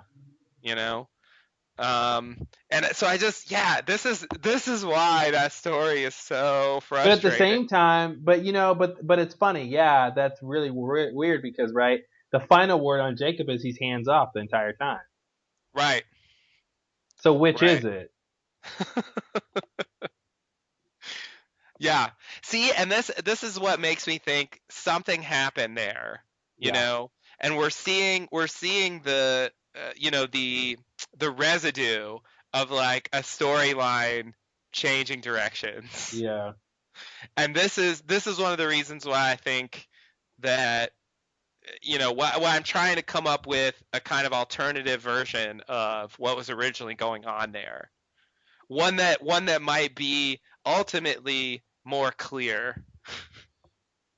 But then why come back and say that's where Jacob was? Unless you're trying to give Mhm. validity to when Ben goes there the first time. Yeah, yeah, like it's really strange. That is literally the same episode um where we get the conversation between Ben and the Man in Black where he says, "Yeah, when I went in there, I was pretending." Yeah. I was just as surprised as you were when things started flying around, Yeah. you know? Uh, and so it's like that. It really seems like, and them saying like someone else is being using it. It's like they're bridging the gap, but it's like they shouldn't have needed to. Yeah. The reveal should have been that that Jacob never had anything to do with that place. That it was all lies. Like everyone that went in there was lying. Okay, let's look at this from a structural writing perspective. They need to figure out. Alana needs to figure out where Jacob is. Okay. Mhm. So what the way she figures that out is the map, the knife in the map on the wall has a statue, right? The Yeah. foot or whatever. Yeah. So okay, because I'm like we're trying to go in reverse of this. Like, how do we get to the beginning, right? So Mhm. so you want to end with Alana finding Jacob at the statue. How does she find him there? She needs to be led there. Where is she going to look for Jacob if it's not there? Now, the simple answer would be Jacob came to her off island and said, "If you ever come to the island, find me at the statue." That's the simple Right. answer that they didn't do. Right. They Okay, so could have easily done that since they portrayed Jacob as always being there at the is statue. always being there. So like any real follower of Jacob knows he's always at the statue. Like that's what they could Yeah. have said. Yeah. So okay, so we don't have that. The second idea is okay. She needs to go to a place where she thinks Jacob would be, but then she gets led to the true place. So where's a place she would think Jacob is? Jacob's cabin. Mhm. Okay. Now if she thinks Jacob is there at Jacob's cabin, that means he had to have been there at one point, and Yeah. like for real. Like it can't just Yeah. be a mistake. So then they have to say he was here at a certain point and someone was using it. Yeah. Okay.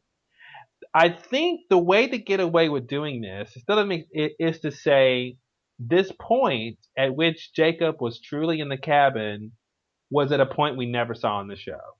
Mhm. It Yeah, yeah, yeah. wasn't. It wasn't when we first see the cabin. Right. When we first see the cabin, that's still Man in Black. It's already, yeah, It's changed it. already. So that does that work? Then Yeah, does yeah, that? yeah. I mean, but does that? No, I think that's the story. I think that's exactly what the official correct explanation is. Hmm. Yeah. But doesn't that seem like weirdly convoluted? Like it's just hard for me to understand why they would do that. Why the need to legitimize? Is that a word? Well, because of what I said, they need to figure out how to get Alana to where Jacob is. But why couldn't I don't understand why she had to go through the cabin, and why couldn't she just march straight to the statue? The line that they said to Frank and like other people to like see if they were in with Jacob was, what lies in the shadow of the statue. It seems like they're set up to know to just go straight there, you know? And so it's like, why do they need to make a pit stop? Why do they not know to go straight to the statue? Why didn't they write it that way? You know? It feels like it's a waste of time unless the only thing it accomplishes is like wrapping up this loose end of the cabin. I mean, they They get burn to burn it it, down. Yeah. you know, and they kind of explicitly tell us that no, none of that was Jacob, you know. But the problem is that Trip makes the cabin associated with Jacob, even though we never saw him in there. And so I feel like, I mean, maybe it's just a product of they wanted to get rid of the cabin, they wanted to make a statement on it, and they had to tie it in with Jacob to make that work. I don't know. Yeah. I mean, maybe they didn't know about the statue. I mean, maybe they knew the phrase, but it's not until she sees the image of the statue that she realizes what it means. I don't know. I don't And it's know. strange because they see the image of the statue and they know where to go. Yeah. Um, Yeah. I mean, that means they know where that thing is. They just Yeah. didn't know that he was there. Yeah. You know? Yeah, it's tough. That's weird. That's all kinds of weird.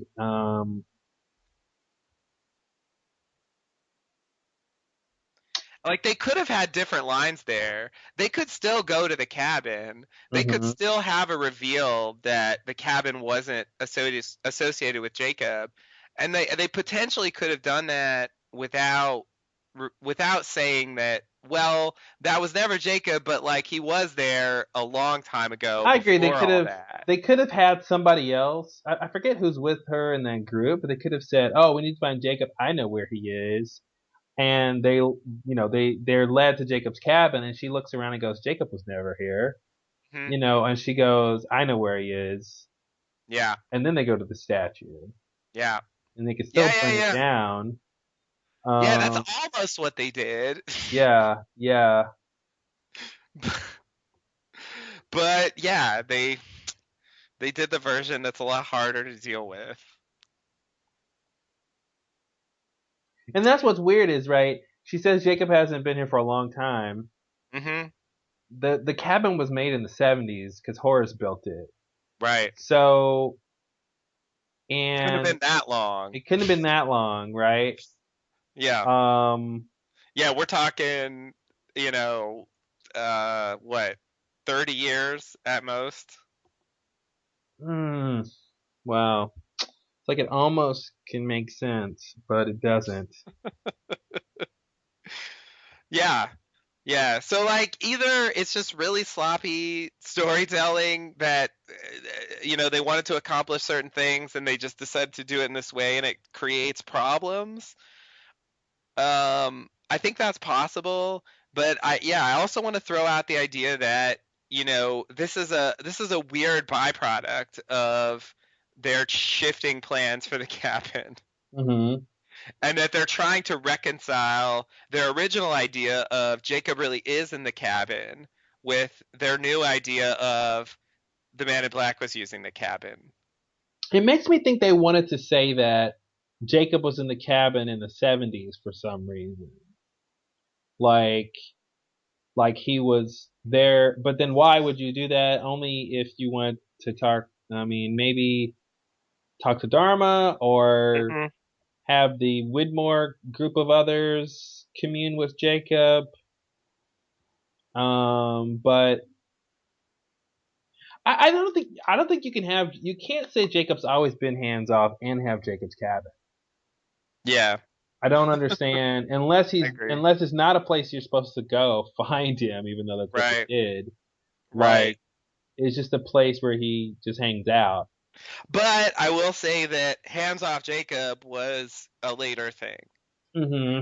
So original Cabin Jacob doesn't have to be Hands Off Jacob before they say that, you know? No, but I mean, Alana saying he used this place in the past doesn't gel with hands off Jacob. Yeah, yeah, yeah, I agree. But even at that point, they haven't said Hands Off Jacob. Oh yeah. Like Hands Off Jacob is season 6. That's the first time he really, because in that first scene he brings people to the island. It's not really clear, I think, that he doesn't get involved. It's really his conversation with Richard where he says all that, Hmm. you know. So I think they haven't committed to that idea yet. It's something they have to do. Well, they don't have to, but it's a reasonable choice to make given the story they're trying to tell. Was there ever a point where they said Richard talked to Jacob and he went to go get Jacob's lists? Yes. So yeah. So this is. I mean, that's what Ben says when he's on the verge of killing Jacob. He talks about how he wanted to meet with Jacob, but he was told to be patient, and he said, and Richard would come back with your lists, and I followed all your orders, and you didn't. What about me? Hmm. But yeah, Ben explicitly says no, it was Richard who brought the lists. And I think part of that was to again, like, solidify that Ben never met with Jacob. If there were lists from Jacob, they didn't come from him. Yeah, and Richard knows that Jacob is at the statue. Yeah, he's the one who takes him to the statue. So yeah, I don't know where Ben Yeah, ever see, gets that's the what it is. idea. I think that's what it is. That's what it is. Maybe that's what it's. So I'll say it 5 times. They are wrong that that's Jacob's cabin. That was their misinterpretation. Richard knew where Jacob really was at the statue. The others thought Jacob's cabin was where you go to talk to Jacob. That's why Ben brings Locke there. He's wrong about that. The others Uh, think that, though Richard knows it's not true. but He Richard doesn't knows tell it's them. not true, and he doesn't tell them. So that's why Alana thinks that, because she's another. Okay, but I mean, she does talk to Jacob. I mean, Well, Jacob comes to visit her, but in terms of being on the island, I mean, right. in terms of the others' mythology, that's Jacob's place, right? But isn't it? I mean, it's just weird. Like, I mean, we don't see the conversation between them, and I know Jacob is not the most forthcoming person on the show, but it's like if he's gonna go to Alana and say, I need you to come to the island. Um, I think some stuff's about to go down. And when you Yeah, get she was there, just wrong. come find me. Like, I Yeah, just don't understand why he he didn't wouldn't. tell her. He just didn't tell her. Why he would. Why he would. But then, like, where? Okay, so she's an other though. And that's where she gets the idea that he's in the cabin. And he knows that the others think that. So he but what about the ash line? The ash line, well, I mean, that's a separate thing. Because the ash is something that we see Bram has it, they have it at the temple. Seems like an others thing. Hmm. Um are we saying that the others spread the ash around the cabin because they thought Jacob was in there To mistakenly? protect Jacob from the smoke monster. Yeah. I mean, Maybe. is that Yeah, it's another. Yeah, why? Yeah, if that's Jacob's cabin, then it is a holy place, just like the temple. mhm. It's worthy of protecting. Mhm. And they're just all wrong. They're wrong.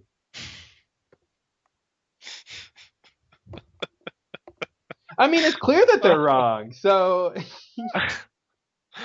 Oh my yeah, I god. think that's it. I think that's the problem. We were taking Alana at her word, like, oh, she goes to the cabin, so it must have been true that that's where you can find Jacob. No, and she's wrong. She's wrong about her interpretation that Jacob used to be there. Jacob was never there. The final reveal about the cabin is wrong.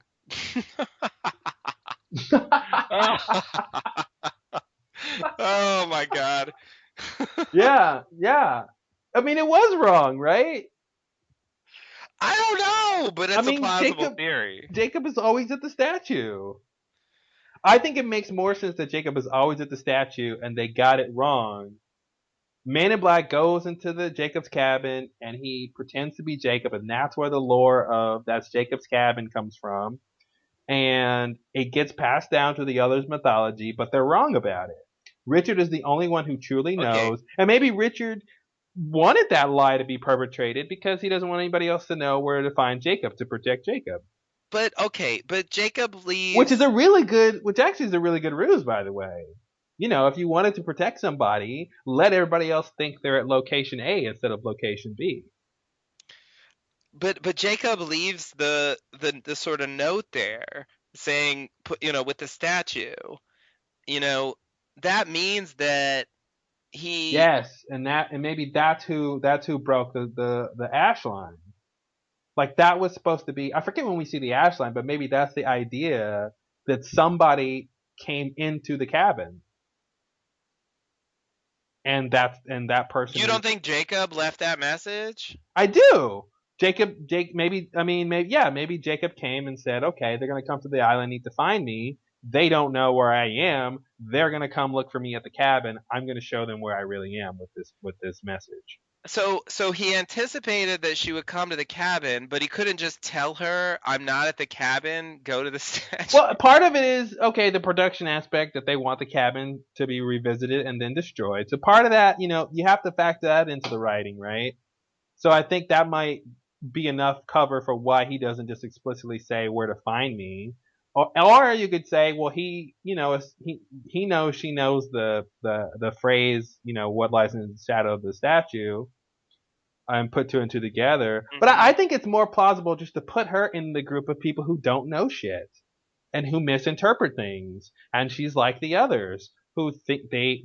I think if you just want to make it as simple as possible, and you only have you put a line down the middle. You put most people will fit on one side of the line who thought that was Jacob's cabin. And on the other side of the line, you have Jacob and Richard, who are the only two people who know where Jacob really is. And I think that makes it work. If I think it works best if most people are just wrong. That's horrible. Yes. Yes. Your theory, it works, but goddamn, it's frustrating. And I think that explains why the ash was broken. That was supposed to tell us somebody came in there. Not that something necessarily got out, but somebody came in. Yeah, yeah, yeah, yeah. Yeah, no, but that was my assumption already. Um, okay. Unless that broken ash was supposed to be done a long time ago and that's how the smoke monster got in there to begin with. Yeah, yeah, I yeah, don't yeah. That's know. what I mean. That Yeah. was what I assumed that When did meant. we see the ash line broken? You remember? Well, the first time we see it broken is that scene, What scene? the Alana scene. Okay, okay. Then I yeah, mean, then that makes sense. They're like, okay, someone had to put up this note where Jacob was going to be, the note to go to the statue. Oh, it was Jacob when he came in and put it in there and he broke the ash line. like That's telegraph. accidentally That's tele. or Well, yeah, or I don't know what word you want to use, but it got broken, and it's just telling the audience that somebody came through there, which because those are the only two things that are different about the cabin, right? Is the ash line is broken, and there's a new piece of information inside. right, but see, I think the ash line being broken is kind of a retcon because they want to make it consistent. The If the line was complete, then the smoke monster shouldn't have been able to get in there. And he has been in there. Okay, So okay, okay. so I Yeah, it think could they're go either way. That could go either way. I think that's what they're trying to tell us, that like Yeah, at some point we just didn't see it yeah. before, but No, I like like that better. Yeah, I don't like Jacob walking through the ash line, but he's got to leave the note though, right? So that's yeah, yeah, another. I have no doubt in my mind he leaves the note. Yeah. Yeah, yeah. But how does he leave the note? Like, I don't know. He That's a just walks smaller. in and puts it up. Like, why wouldn't he be able to leave the note? Yeah, I don't know. It's just weird to me. It's just weird to. I agree it's weird. I agree it's You weird. The whole scene's weird. And it's like, yeah, I mean, there is something sort of poetically lost about like the final cabin reveal is just like misinterpretations. Yeah, yeah. No, I think that's it. I think that's it. I think she was wrong. I think because she's thinking in her head Jacob was at this place. She never saw Jacob there. I don't think she ever saw Jacob there. So she's getting that information from somebody else. Who would she get that from? Who else thinks that's Jacob's cabin? The others thinks that's Jacob's cabin. She's getting that information from the others. We already know that others know shit about Jacob, so that's already wrong. But what's true about what she says and what fits in with the rest of the story overall is that somebody was pretending to be Jacob in there. And this way, it doesn't validate the idea that in Man Behind the Curtain or whatever, that's Jacob originally. And even though, maybe when they were writing the episode, that was quote unquote Jacob, their first iteration of Jacob was in Hmm. there. But in terms of how the show ends and trying to tie it to that first reveal of the cabin, it doesn't have to validate that. So that mitigates the confusion, doesn't it? Yeah. So it's not a scene about saying, well, Jacob really was in there at one point. It's like, Hmm. no, she's wrong about that. Jacob was never in there. Yeah. Yeah. But you know, you're inclined to believe her because she talks to Well, there's a Jacob. long line of people you're inclined to believe, I know, but like and she seems more. it's the same line of people who are wrong. I, but she seems more reliable than Ben. You know, I mean, she Hmm. seems more reliable than certain characters. We Hmm. did see her in a scene with Jacob, so she seems like she should be Look at it this some way. kind of authority on, him. So it's just I'm inclined to trust her I'm sure you information. are. Why wouldn't you be? So that I'm just saying, like, Think why about it this way. Think about it this way. Who are the characters we know knows where Jacob is?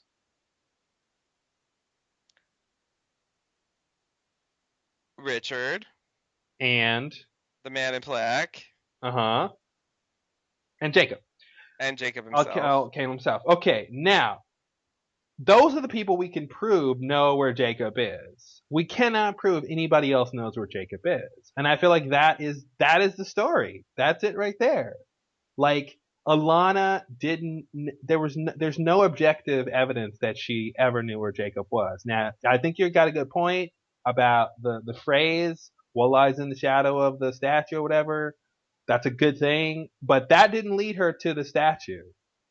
So that wasn't something that told her that's where Jacob is, even though that's a phrase that they use. Yeah.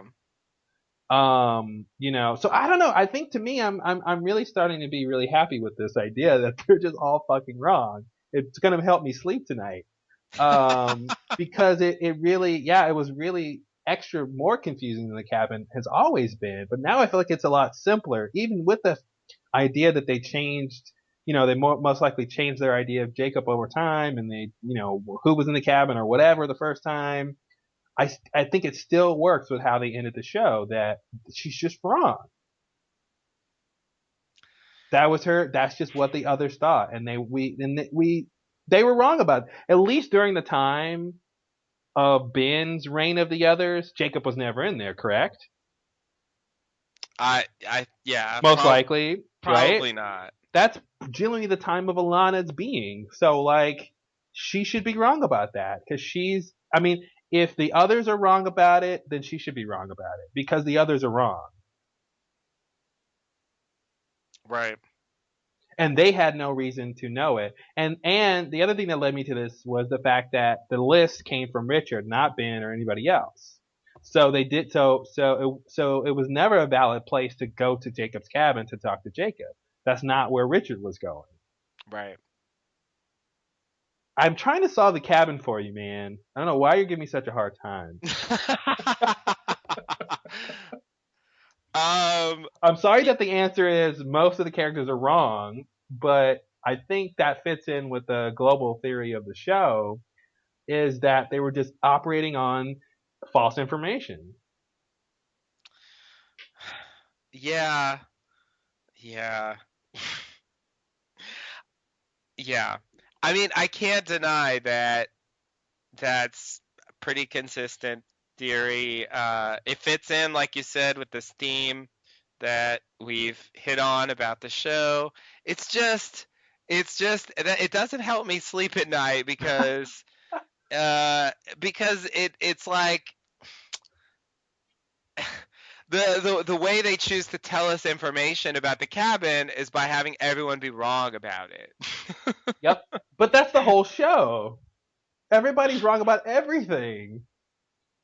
That was the alternate title of the Lost. It was everybody's wrong about everything. Everybody's This wrong about fall this everything. fall on ABC.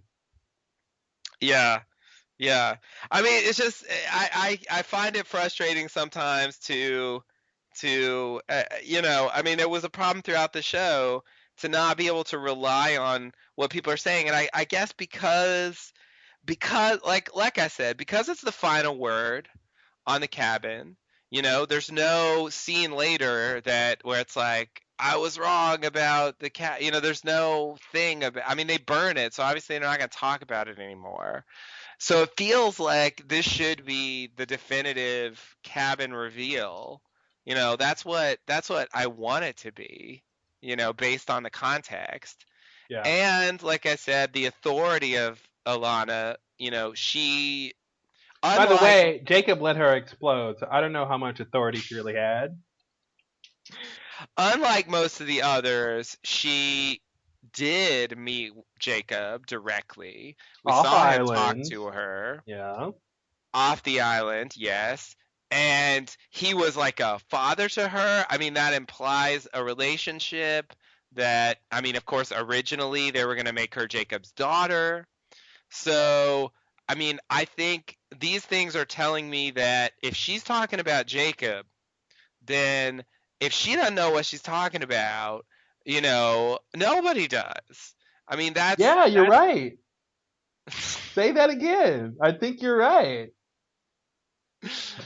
That's the problem with the show. yeah. So I mean, I see what you're saying about. I'm just trying to explain like why I'm inclined to trust her.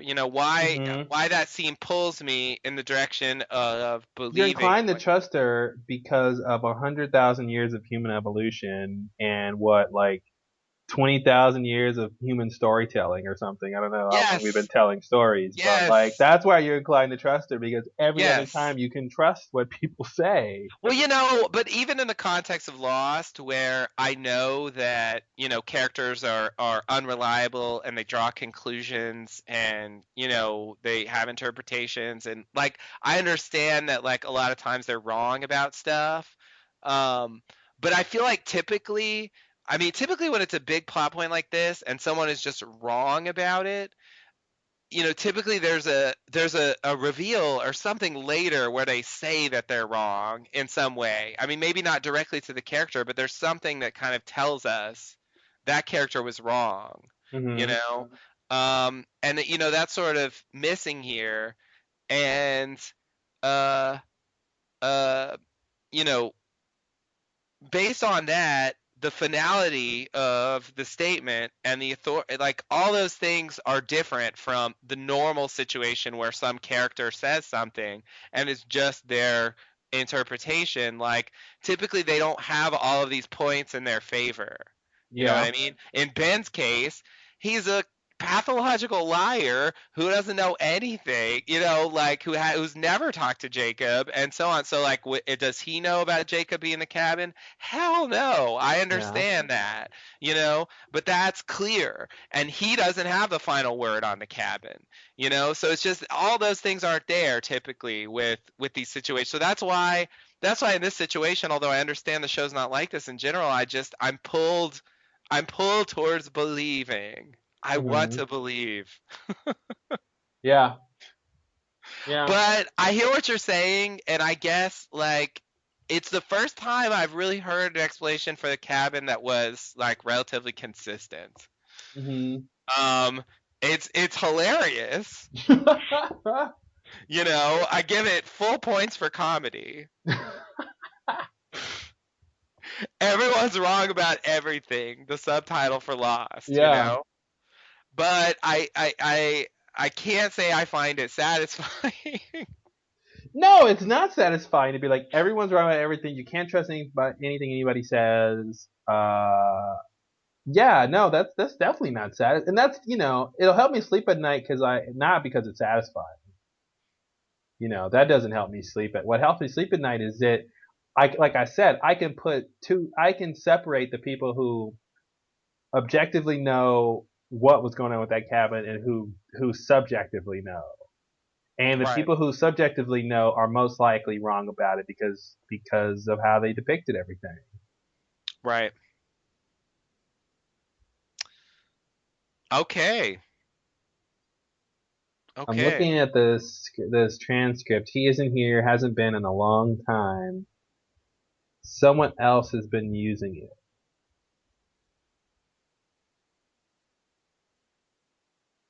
Maybe that line. Oh, I wonder if that line is just supposed to mean. Although we know what we think that line means. He isn't here, hasn't been a long time. But what if that means the long? What if the long time is since Jacob put the map in the cabin? Like it's been a long time since Jacob nailed that map to the statue or the picture of the foot to the wall. Maybe that's Okay. all it means, and we were taking too much meaning out of that, or they were letting us take too much meaning out of that. Oh. Yeah, I see what you're saying. You see what I'm saying? Like the long Yeah. time was between then and when Jacob was last there, the only time he was ever there. Yeah. Yeah, yeah, but yeah, But no, I right, mean, it kind of doesn't work because I think it's more about she's wrong that he ever used it. But right. um, yeah, I don't know.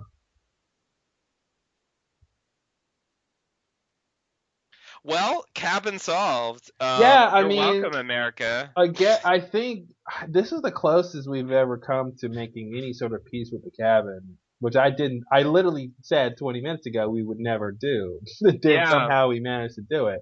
yeah, Um, I don't, and it's really not satisfying just to say everybody's wrong. Isn't that great? yeah. Like that's not No, satisfying. it's not. Yeah, It's not. See, that's the thing. Yeah, yeah. But it it's does but work. it's consistent. That's the Yep. whether or not it's satisfying, it's still consistent. That's the problem. Um, Like every other theory is either inconsistent or way too convoluted. yeah, And it's like, yeah, it's like your theory is at least simple and consistent. yeah. Occam's razor. I can appreciate that, you know. But I just wish they had like said that. I mean, I just wish there had been some indication about that Hmm. somewhere, you know. I I wish they hadn't let it sit like that because yeah, I mean, I feel like typically when we get our final answers about things, they're usually See, like more I true. I think, but see, I think that is the corner they wrote themselves into because in this scene with Alana and Bram and Frank in the cabin, I don't think she can walk into the cabin and say Jacob isn't here, he was never here, because that would mean that that contradicts that the others thought that he was ever there. And then how would she objectively know that? And if she objectively knew that, why did she go there in the first place? Right. Unless they wrote something into the scene itself where she looks around the cabin and somehow she could just tell, like, he would never decorate like this. No way. There's never Right. been here. So I feel like they're Right. forced to say he's not here and he hasn't been because that's the closest she can get to the truth based on the mythology that the others have that that's Jacob's cabin. Right. Right. She can't go one step further and say he was never there Right. because that would mean like I said, she's contradicting their mythology and she's Yeah. contradicting Her own. her own beliefs. Why would she even go there then? Yeah, why would she? Yeah, and why would she even think that? Just to like Um, pronounce this, like it. Yeah, it doesn't really add up. yeah. So maybe that's part of the problem is and of course we know they write themselves in the corner, so they're forced to say certain things, and we take it. Oh, here's their answer about this, but it's like no, that's the closest to the answer they could get, and then that throws off any sort of relevant or related theories you could put because you're starting off incorrect. Right. Um, the thing that is true is someone else has been using it. Right. Right. Right. Right. Right. And I think the reveal of the broken ash line and that, that's the reveal that it was Man in Black in there Yeah, that and we the saw. reason she says a long time means I think that also is saying, not just someone else has been using it recently. Yeah. Yeah. Yeah. But like all the stuff we saw. All the stuff we saw, exactly. That's what she's trying to say. I mean, she's Yeah. basically saying he was never there, but she can't say he was never there. Right. Right. Because it would create problems. Yeah. Yeah. Well, see, and yeah, that I guess that's the other thing. Like, it's yeah, like the other stuff she says is right. You Sure. know, Yeah. Uh huh. I'll add that to the list of why I want to believe it. There's some of what she says is right, Yeah. and so I mean, of course, that again, that's wouldn't be the first time some things were right and some things are wrong, but you know, it's it makes me want to believe. But yeah, I mean, maybe you're right. Maybe they wrote themselves into a corner where they had no choice Hmm. but to have her say this line. And that's the thing. She has to acknowledge because I was thinking, well, why couldn't she just walk in and say Jacob's not here? Maybe he was never here because she sees the tapestry with the statue, and she could say no one was ever here. But they Hmm. can't even say that. right? Right. Because we know somebody was there. Yeah, So yeah, did she yeah, have to yeah. say someone else has been using it? Yeah. So yeah, I think they wrote themselves into a corner with that. Yeah. Yeah, that makes Which sense. which we have to find. We have to remember this when we get to things we can't figure out. Not only do we have to think maybe they're wrong, but what did they maybe they wrote themselves into a corner. And whatever line we're using that we want to be true, that is creating a conflict with other information, maybe pieces of it are true, and maybe pieces of it are as true as they can get to without contradicting something else. Mhm. Yeah. Yeah.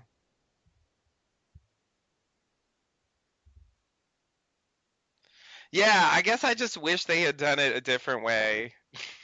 Oh, for sure. I wish they had found a way to like have some other character, or Alana, I mean just written it some way where they could say the cabin, oh no, he was never in the cabin. You Hmm. know. That's what Richard should have said. Yeah, that's what I was thinking. I was thinking maybe Richard could have been the one to say it. Um I don't know quite how they write that scene. I'm trying to figure out who's gonna be the one to be like, shouldn't we go to the cabin? You know, and to give Richard the chance to say the cabin. No, Jacob's never been in a cabin. Hmm. Like that it would have Well, that would or have been like the opportunity. later when they get to the statue, Richard, when she sees Richard there, when she's like, "Who's Ricardus?" or whatever. Ah, yeah, Then he's like, "What took you so long?" We went to the cabin. Why would you go yeah, there to find Jacob? right, Jacob was never in the cabin. yeah, yeah, yeah, yeah, Or he Like, laughs it off. He scoffs and says, "Oh, the cabin. Yeah, I forgot people think that Jacob was ever there." right, I mean, it's not really a moment to be laughing, but something like that. right, right, yeah, yeah, yeah, yeah. Yeah, that would have worked. That would have worked. And they could have just deleted the scene where they go. I mean, okay, no, they could leave it. They could leave it if they give us the extra reveal, Hmm. you know, of like, no, no, no, no, like he was never there at all, Yeah. you know. And then I could live with it, I think. Even though I still think there's something up there, you know. Hmm. I mean, I think there's a real question of if the others think that Jacob's in there, where did that come from? Why do they think that? Man in Black impersonating him. Okay. I mean, now I But don't know what the impetus of that was, of how it really started, but yeah. he could appear to somebody as a dead or whatever, and find me at the cabin or something. I Mhm. mean, but that's the thing. Like, it has to be after the '70s, right? So it's really almost a Ben centric thing, right? I mean, because Dharma's going to be Yeah. killed off pretty soon here. Right. So it's not about them generally or specifically. So it's almost a Ben centric thing. Like, somehow Ben was led to believe, Mhm. maybe Man in Black appeared to Ben as his mom later and said, Mhm. "You can find Jacob in the cabin," or something. Mhm. Or Horace had some and run in with Man in Black, and he's told that's Jacob's cabin, and then he Mhm. tells somebody else that that's Jacob's cabin. Yeah. Yeah, that's a little. Yeah, we won't ever know that, but That sounds like good material for my loophole centric episode. oh yeah, I want to yeah, put yeah, that in there. for sure, for sure. This is something I dream of. Hmm. And I think the cabin would have to be in there. And Yeah. I need that scene that explains why Ben thinks he's there. And actually, that's a good point, because for the loophole to work, I think yeah, Man in Black does want to be accessible, and he wants that accessibility to divert you from where Jacob really is. Yeah, yeah, yeah. Yeah. And again, like I said, if you want to hide something, tell everybody it's at point A, and they will never think to go look at point B. So if Right. people are on the island and they know about Jacob, or they heard about Jacob and they want to find Jacob, instead of them searching and maybe possibly finding the statue, just say no, he's at Jacob's cabin, Right. Right. or he's at the cabin, and people will think he's there, and they won't be searching anywhere else for him. Right. Right. But those, I mean, yeah. Those visits to the cabin are big parts of the loophole plan, Yeah. you know? So I definitely think that's something that I would like to see the other side of. I mean, the thing is, like, once they go there the first time and they have that experience, the subsequent visit doesn't really need justification. Yeah. You Exactly. know, Locke goes back there because he went there and he saw some crazy shit and he Yeah. heard a voice say, "Help me," and and he goes back there, Yeah. expecting more instructions, and he gets them. You know, it's so that part doesn't need explaining, I think, but it's the first visit. But even the first visit makes sense, right? Like even if they haven't formulated who's really in the cabin yet, but the idea that that's Man in Black, in retrospect, it makes sense because I think he would want, Locke is looking for his path, right? He understands that Jacob is the positive deity on the island. Like he doesn't know about Man in Black, of course. Right. Um, so Man in Black is going to use that. That's his best plan of action to just like he impersonates Christian. Like that's his best course of action is to impersonate Jacob. Oh, if I want to get Locke to do what I want for him to do, I'll pretend to be Jacob, the leader of the island, who gave him the use of his legs back, and then Locke will follow me blindly. Mhm. So I think it makes sense if it is just a con in the beginning. You know, Right. Right. Right. and the confusion starts with whether or not they wanted that to be Jacob actually when we first see it, and then later they change their mind and say, well, no, no, it's not Jacob, it's Man in Black pretending to be Jacob, and it Right. still Right. kind of works later because Man in Black does impersonate people. Of course. Yeah. No, no, no. The big question is like, why does Ben take him there? Oh, because Ben thinks that's where you find Jacob. Yeah, yeah, Right. So that's the part that I would want to put in. yeah. The missing piece is like where did Ben get that idea? Like how was that cabin trip set up? Yeah. You know, because it seems like a setup. I mean, Well, it seems like it yeah, was and always it's intended to be like that. Yeah, and it is part of the other's mythology, right? I mean, I think that's why the ash is around the cabin, the same way it's around the temple. Like Yeah. that's part of their mythology. I think it has to be true for them that that's where Jacob is. Yeah, and so that's where I sort of need that's where I would like clarification because like if Richard knows about this, for example, I mean, do the others hide this from Richard that they believe this? Because I mean, if Richard finds out that all the others think that Jacob's hanging out in this cabin and they put like ash around it and stuff, I mean, he knows that's not true, right? So I mean, But I don't think he knows. I don't think he knows that anybody's impersonating Jacob at the cabin. Because I almost want to just say that was the first time Ben ever went there. Because mhm, there's no other reason to go there, right? Like the only reason to talk to Jacob is to get the lists. mhm, And the only person that gets the list is Richard. So Ben has no reason to ever go there, you know. And in the context of Man Behind the Curtain, it's like, okay, well, I want to pretend to Locke that I know everything. Ben wants to pretend like he knows he's got a connection to Jacob. So I'll take him to the place where we think Jacob is. But I think he's not expecting anything to happen. yeah, Now, why no, isn't he expecting anything to happen? There's another question. yeah, If he thinks Jacob is there, or maybe Ben has been there before and nothing happened. right, right. But I I would assume it's like a temple though. It's like a sacred place. Like if your deity lives in this place, then yeah, you go and you put the ash around it to protect them, and then you never go there again. You don't just show up for tea. You know. Sure, Um. but I can't get over Richard just thinks, well, it's harmless. Like let them think that Jacob's there. Uh, I won't tell them that's not true. Yeah, I mean, especially if he's dealing with Ben and he knows Ben is a power hungry maniac. Yeah, maybe don't tell him where Jacob really is, or else he might be like, okay, I want to be the one to get the Hmm. lists. Right. You know. Okay. And be patient, all that, telling Ben to be patient. Hmm. And that obviously they wrote this at the end of the show, but I mean that is another reason why Ben doesn't expect anything to be there because Jacob never talked to him. Right. Right. Hmm. Okay. Yeah. Does that make sense? Okay. Okay. Yeah. Yeah. The only thing I'm missing is the origin, The like origin. Yeah. where that comes from. Yeah.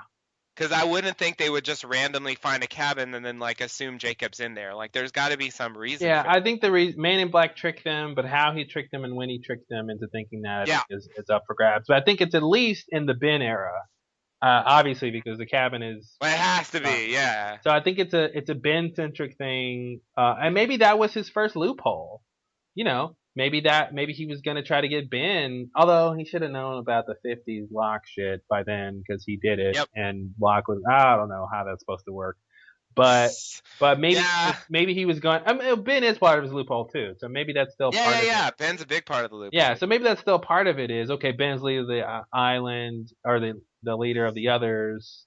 So I'll let him think the same way he tries to convince, impersonate Jacob to Locke or whatever. Like I'm gonna pretend like I'm Jacob to Ben. Mm-hmm. Okay. Yeah. Yeah. Yeah. No, I mean that sounds good. And I guess Ben would keep that to himself, or not tell Richard about it or something like. Hmm. Um. No. Okay. Hold on. No. No. No. No. No. No. Can't do it. Can't Oh, do it. sorry, podcast over. Here's No more yeah. This is questions. the No, thing. I always. no, This time to is. go. Thanks and namaste, everybody. Gonna wrap it up. This is the thing I always run into with that. If Ben, if the Man in Black's pretending to be Jacob to Ben, then Ben shouldn't think that he never talked to Jacob. I was just thinking about that. I think he. You see what I'm No, no, saying? no, no, no. But yeah, see, That's why I was kind of trying to say like he only. That's why I kind of want to have it both ways, but I kind of want to say the first time Ben goes to the inside the cabin is when he takes Locke, Mm-hmm. Okay. and that's the first time he sees anything. Okay. Okay. And he But didn't then talk to him. Jacob didn't talk to him. okay. Okay, okay. So so then the idea of Jacob being in the cabin came from some Yeah, other? that's the big leap you have to get it. You have to figure out where that came from and how that really started. I think that's the part we'll never be able to figure out because there's just no information there. Yeah. But just as it just I think to make 90% of the theory work, you just have to jump over that 10% and say the others think that's Jacob's cabin. Yeah. How they think that and why they think that, besides Man in Black convincing them that of somehow, I think it's anybody's guess. I mean, I could maybe come up with something, but it would just be a wild guess. Right, right, right. Yeah, no, no, no. I mean, I appreciate it. I don't think that makes the whole thing collapse. It's just that like that gets to the core of my problem with the cabin. Mhm. Because like for me it was all about like there's this mythology of Jacob being in there. There's Oh, what here it we is. Here's the answer. Okay. Ben had been there before. He thinks that's where Jacob is. Nobody ever talked to him when he was there. So that's when he brings Locke back. I'm just gonna pretend. Listen, every time I come here, this is Jacob's cabin. Every time I come here, Jacob never talks to me. So Mhm. when I come and bring Locke, nothing's gonna happen. I'll just pretend like I'm talking to Jacob. Yeah, yeah, yeah, but again, why does he think Jacob is there? Oh, that part is yeah. I don't know. I mean, besides Man in Black wanting to convince people that they can talk to Jacob there. Now, I guess you could say that if he appears to him as his mom or something, and he says, you can go find Jacob in the cabin. I guess he doesn't. I guess Ben doesn't have to talk to someone he thinks is Jacob to be convinced that Jacob is in there. Yeah, yeah, yeah, yeah. That's what I was saying earlier. He can just be. Yeah, his mom can say Yeah, you can find Jacob there, but or that's the scene I want to see. yeah. You know, that's really what I felt like I was missing in those like two lines. You know, I see you found your loophole. You won't, you wouldn't believe what I've gone through to be here. Hmm. You know, like I want to see like how much he had to do Yeah. to like set this whole thing up, including appearing to Ben as his mother and telling him to go to the cab. You know, there's so many steps in that plan, Yeah. and we only see like a few of them. Yeah. Yeah. You know, and I think it just would have been nice because you know we talked about the loophole a lot, and they never really fully explained it, obviously. Hmm. You know. And since it's so central to like the plot of the last part of the show, and also just the show in general, I just I would have liked an episode where they really go into specifics about the loophole plan. Yeah. Uh, and I was gonna say, I mean, there is a question that the others would have. Where does Jacob live? Right? Hmm. Any sort of iteration of the others over time would have wanted to probably have asked that question. Yeah. So at a certain point, you know, if they're asking Richard, he's gonna tell them the truth or he's gonna lie to them. But yeah, so I mean, there is a kind of a need to have an answer to that question. Um, I mean, couldn't Richard just say like, you know, um, that's not for you to know. Like only the emissary can speak to Jacob. You mm, know, like yeah, I mean, wouldn't they accept that? maybe that worked for 2,000 years.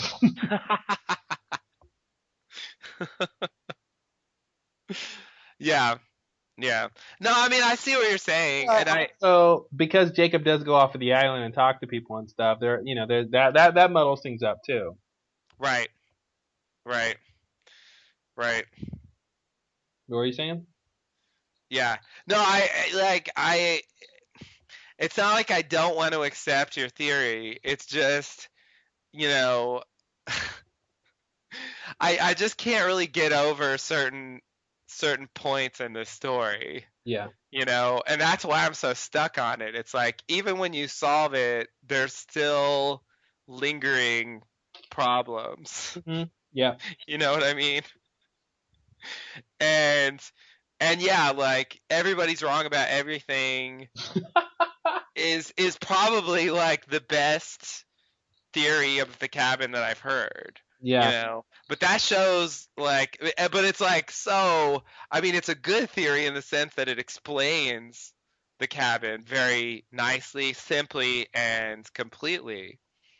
But it's a frustrating theory in the sense that it doesn't really it doesn't really give satisfying answers. Hmm. You Just like know, life. it doesn't come together in a way where I feel like now I can move on because my cabin worries are I would assuaged. never in a million years deny you the thrill or the curse of being able to move on from the cabin. You can always have that burning mystery. I feel like I can't. I feel like even if we got Damon and Carlton on, and like I don't want to do this because I didn't want to like go for let's just ask for answers to mysteries Yeah. because I know they don't want to do that anyway, and it's fine. But even if I did ask them, can you just like explain the cabin real quick? Like the answer they gave, I probably wouldn't be satisfied with that either. I would probably still have questions, and it would probably lead to the same kind of discussion we're having right now, where there would be some story point where it's like, okay, but I still don't get this part. I mean, maybe they would have answers for everything, but I suspect that because of like some of their explanations for other things, Oh, sorry. Go ahead. I just thought of something, but go ahead. I suspect that even that wouldn't be enough for me. So it's just I think it's sort of my you know just a curse that I guess I like on some level. I mean, I wouldn't be so fascinated. I wouldn't return to this thing if I didn't find it a really interesting mystery. Mm-hmm. I do think it's a really interesting mystery, but it's interesting because of the difficulty to resolve it in a way that is fully satisfying, reasonably simple and fits what we saw. Hmm. So anyway, what were you saying? No, I was just trying to think of the origin of the cabin. Oh, Um, you got the origin? no, I mean the actual origin that they told us. Horace building it. Yeah, I think that's a weird reveal that I don't understand that either. I Yeah. don't know why they told us Horace built the cabin. Like that's just so strange. And I've never been able to come up with an explanation for why they wanted to tell us that. Yeah. I mean, they didn't need to tell us who built the cabin, and they certainly didn't need to make it Horace, like someone from Dharma. Like, I mean, it could have been a lot of people, on the island, and I would have assumed the cabin was older than that, you know, based on the way it looks. Like, I would assume it's from before the 70s. Hmm. So that was kind of a surprise. And I don't know what it gets them. They don't really do anything with that. It's another thing I wish they had done. I mean, I wish if they're gonna tell us Horace built it, I wish they had given us a little more about that. Like how did it transition from Horace built the cabin to place that the others thought Jacob lived Yeah. See, slash. I was trying to connect that. So we know Horace built the cabin because of Locke's dream, right? Mm-hmm. And who gives dreams? Men in Black. Okay, so already a suspect. But let's just say, okay, Horace still did build it. Yeah, Why that's the couldn't? thing. I mean, it isn't necessarily true, but But no, that's uh, fine. That's fine. That's not a problem for my theory. yeah. So why couldn't Man in Black give Horace a dream to go build the cabin? Man in Black says, "I need a Mhm. place where I'll pretend to be Jacob. Mhm. So I'll infect Horace's dream and make him go build a cabin." Okay. I like that. I like that. I'll put it in the loophole episode. Yeah, yeah. That sounds great. I would love to see that scene. I remember when we first got to Dharma in fifth season, the Dharma section of the show, Mhm. and they show Horace the first time, you know, and he's like all upset. I forget why. It was something. It ended up, there's the whole thing with Amy, Oh, when he's and drunk and they have to calm him yeah, down. Yeah, that was weird. yeah. I remember at first, yeah, ugh, Amy. Oh God. Ah. Anyway, I remember at first I thought that I had this flash where I thought, oh my God, like they're gonna address him and the cabin, Mhm. and I got really excited. Of course, he never mentions it at any point during that entire thing. Disappointing. Um, but in the loophole episode, they could have brought that back, and because the cabin plays a huge role in the loophole, I feel like that belongs. Yeah. And I like the idea that he set it up from the beginning. It wasn't just like Horace was like, "Yeah, I want to build a cabin for me and the missus, and Mhm. we'll just get away from the Dharma Initiative because it's so tense over there in the barracks with the hippies. Like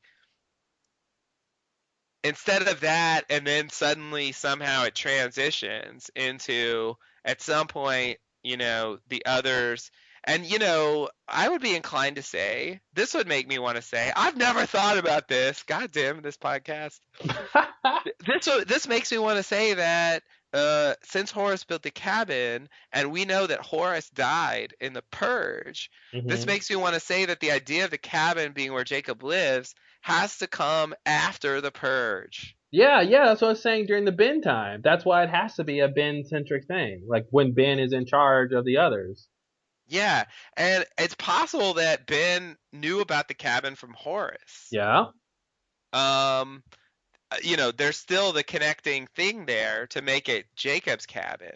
Yeah, But what if a deleted scene where Horace tells little Ben, uh yeah, I had this dream. I was guided to build Mhm. this cabin, and Ben takes that to mean Jacob told him to build it. Yeah, Oh, yeah, it's yeah. Jacob's cabin. It's not Jake. It's not even necessarily Jacob's cabin in the sense that that's what Jacob is in the beginning, but it's Jacob's cabin because that's what Horace built for Jacob, or something Right. like that, and then it becomes Jacob's cabin. Right. Right. Right. Right.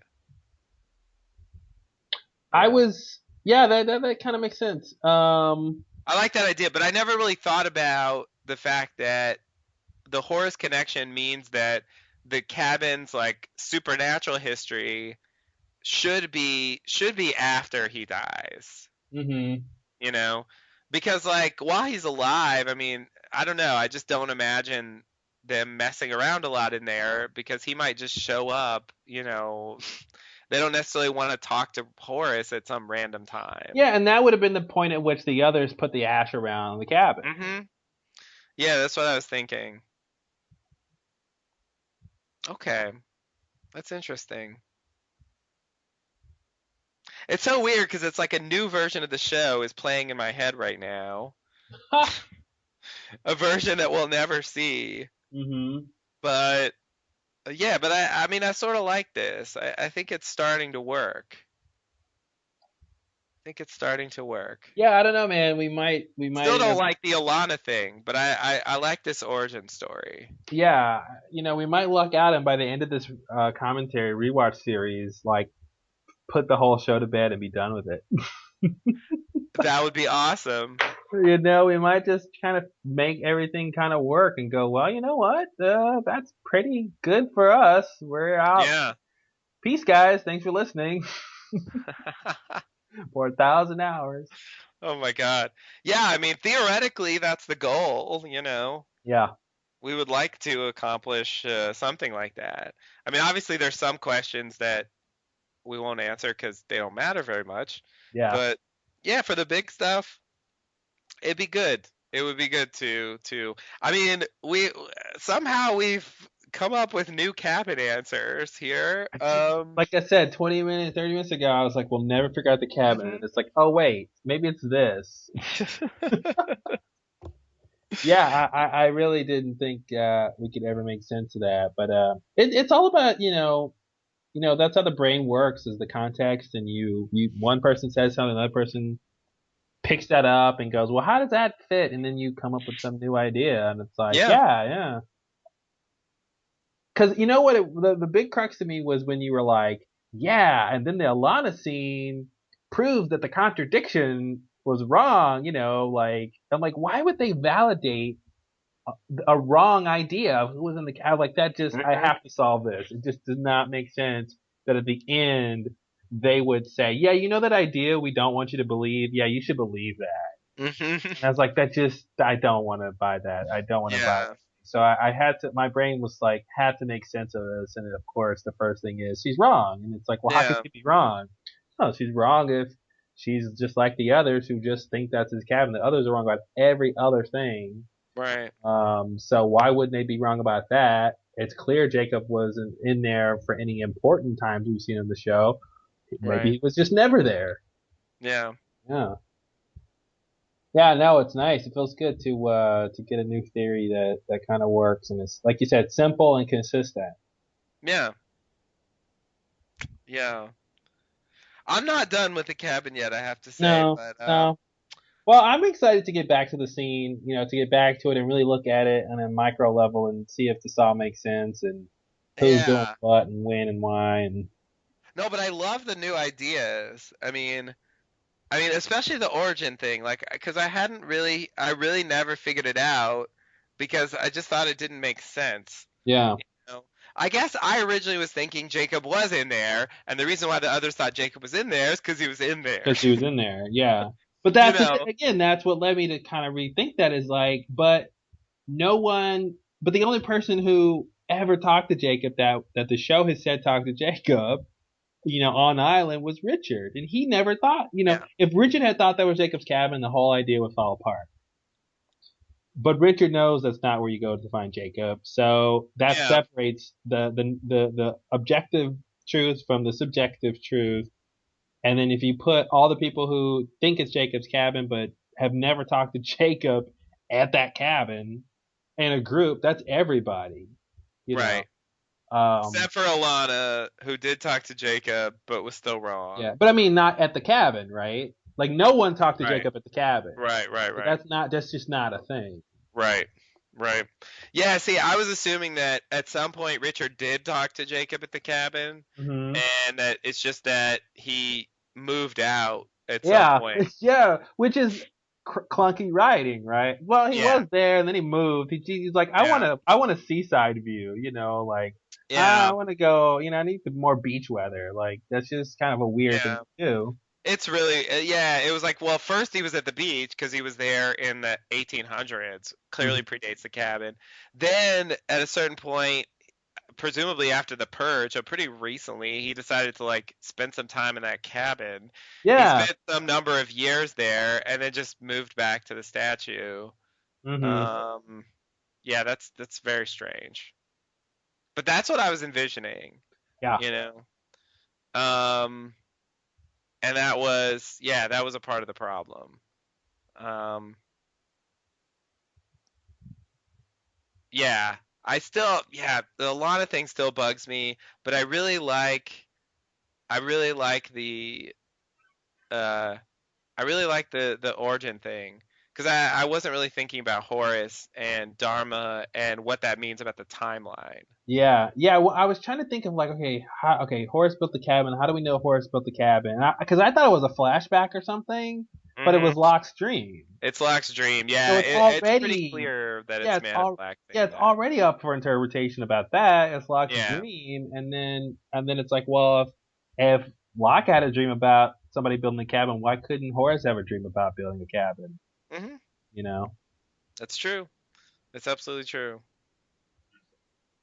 And it still ties to Man in Black's motivation of wanting that cabin built for some reason. Yeah. Yeah. Yeah. Yeah. No, that's good. Yeah. I feel like that made my loophole episode better. You're welcome. Because in my original loophole episode, there was no like origin for the cabin. Hmm. Because in my head, like you didn't need one; it was already in the show. Yeah, yeah. You know?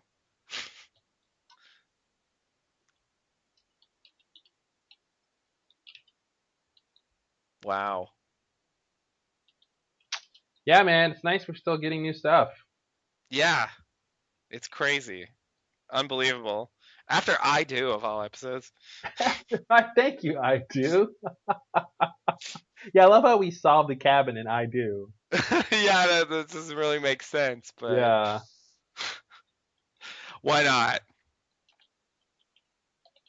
Yeah, well, when I think yeah, we should. I was just writing that note about your loophole episode. I'll try to keep notes about what should be included there. But Oh, yeah, okay, yeah, that's good. Thank you. yeah, when we do our lost rewrite, we'll include that in the chronology, and we'll have all that stuff set up, and we'll just be like, yeah, well, Men in Black gave Morris a dream to build a cabin, Mhm. Yeah, yeah, yeah. Yeah, that's really and, good. and that's kind of better than like the whole thing with Ben's mom appearing or whatever. Mhm. It's a little neater. Yeah, yeah, yeah, I agree. I agree. It makes it less, yeah, it's less problematic, I guess. Yeah. So, yeah. No, that's good. That's good. I don't know Yeah. if we solved. You're happy. I don't want to upset you. I don't know if we solved the whole Christian in the cabin, and there's an eye also. Oh, yeah, yeah. Hell no, we didn't solve Yeah, that. we didn't really That's solve that. So we'll another we'll come back to that when we get to it. We'll try to make peace one with thing how at a to. Yeah, time. yeah, we can't solve the whole cabin at once. That's the thing. Cabin encompasses Yeah. many And aspects. then there's the other aspect of the cabin where it moves around and it's not Yep. even more physical anymore. It's like Yep. this whole idea of a cabin and Yeah. Yeah. Yeah. Yeah, that's another layer to the whole thing that yeah. Of course, yeah.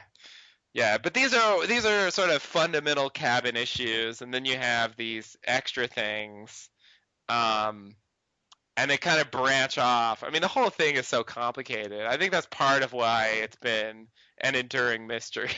yeah, yeah. It has it has a lot of parts. It's not just like who built the cabin done. Oh no. Yeah. It doesn't really it's not really that easy. So, yeah. Yeah, we'll get to all that. It's coming. It's coming. The countdown is on. And by the way, if I'm not mistaken, correct me if I'm wrong, when we see the cabin, when we see Christian in the cabin and the eye, that's when the cabin was moving around, right? Yeah, Like that's it correct. like follows Hurley. Yep. So that might not even be the cabin proper. And maybe that's what the eye is also hinting at us about, like this idea that Man in Black is controlling it. You know what I mean? Um, let me think. No. What Because do a you mean? lot, Are you like saying it's a hallucination, like the yeah, Man in Black it's an induced? apparition of a cabin. Yeah. I see. No, that's a good theory. The main reason why I think the cabin really moved is because they go there. Locke goes there, and we see like the ash line, and they go to where the cabin was, and it's not there. And so But they then, turn back. but Like then when he goes. Alana goes to the cabin, it's at a second location that she just found. No, when Alana goes, it's back where it was before because the ash circle's there. You So know when Locke goes there, the cabin's not there, but the ash circle is there. exactly. Then the cabin's just invisible.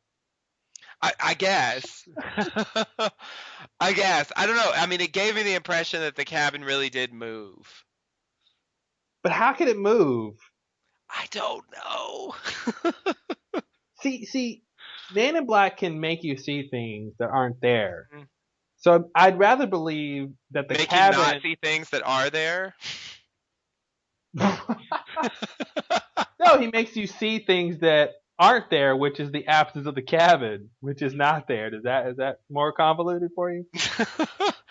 No, I'd but rather I mean, believe he can induce hallucinations and that explain things versus saying he can induce hallucinations and the physical cabin can move around. I generally agree, but okay, but I mean, when Locke goes there with the group,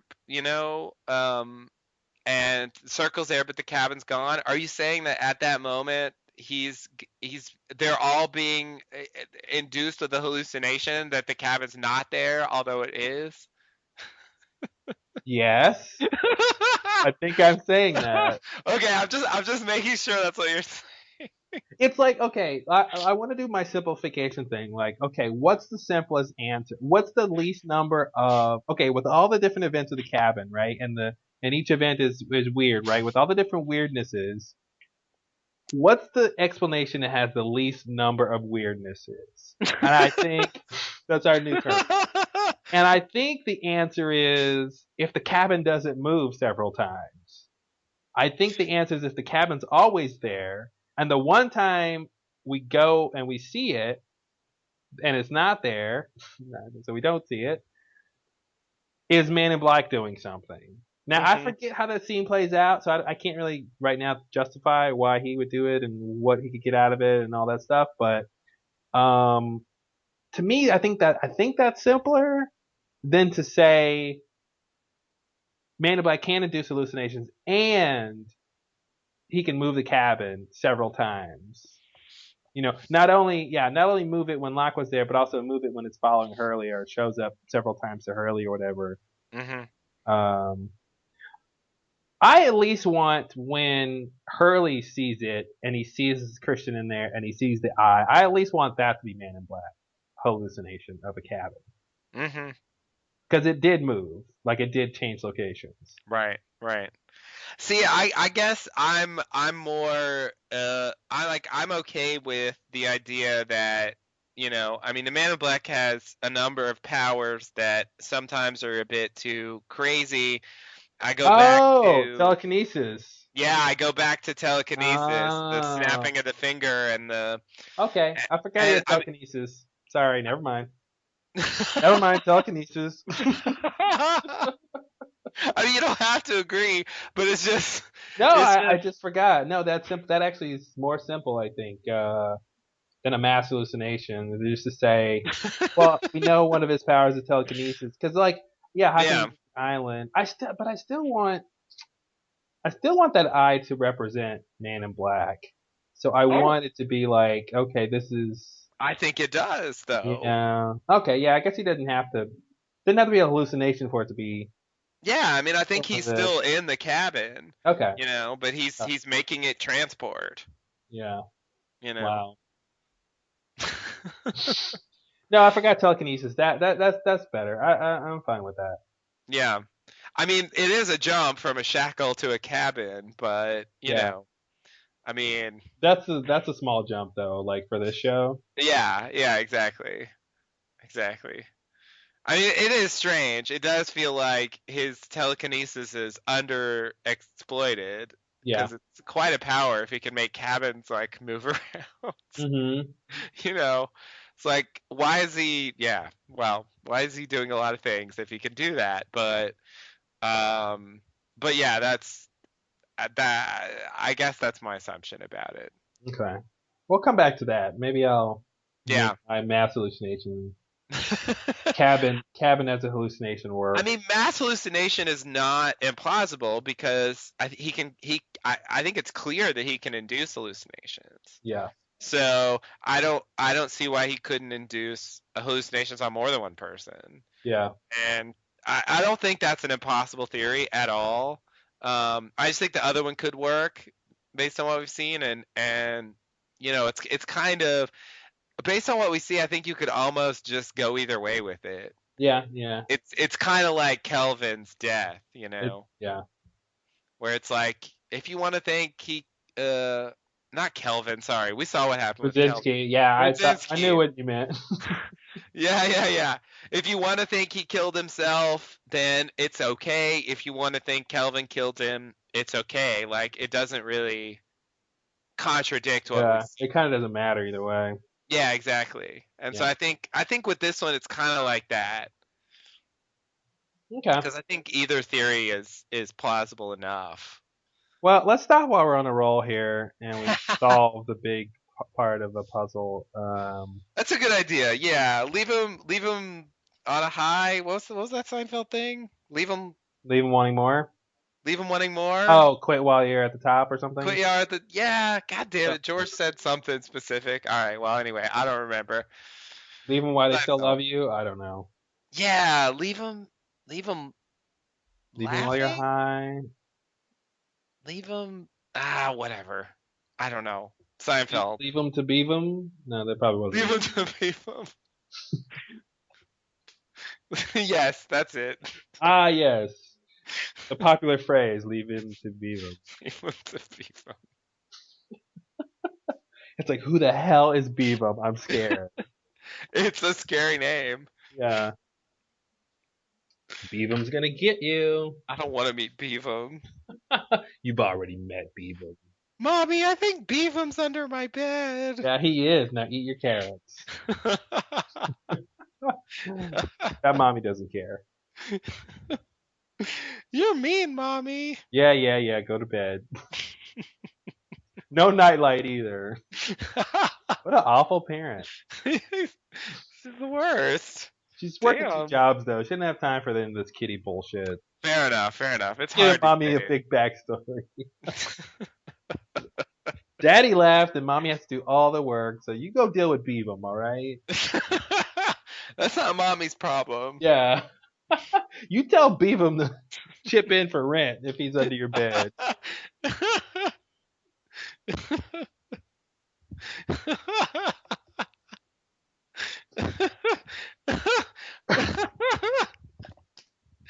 What? What? Okay, sorry. Woo. It's been a long podcast. Yeah, no, it's late. Once Beavam starts mopping the floor, then Yeah. Mommy will deal with Beavam. Exactly. You tell Beavam to wash up these dishes, then we'll see who's real. It's this whole Yeah. character that just Yeah. came out of your ridiculous phrase. Yeah, while Beaver's under that bed, tell him to dust down there and help you with your homework. There's something funny about a parent who doesn't care about a child's fear. There's something hilarious about that. There really is.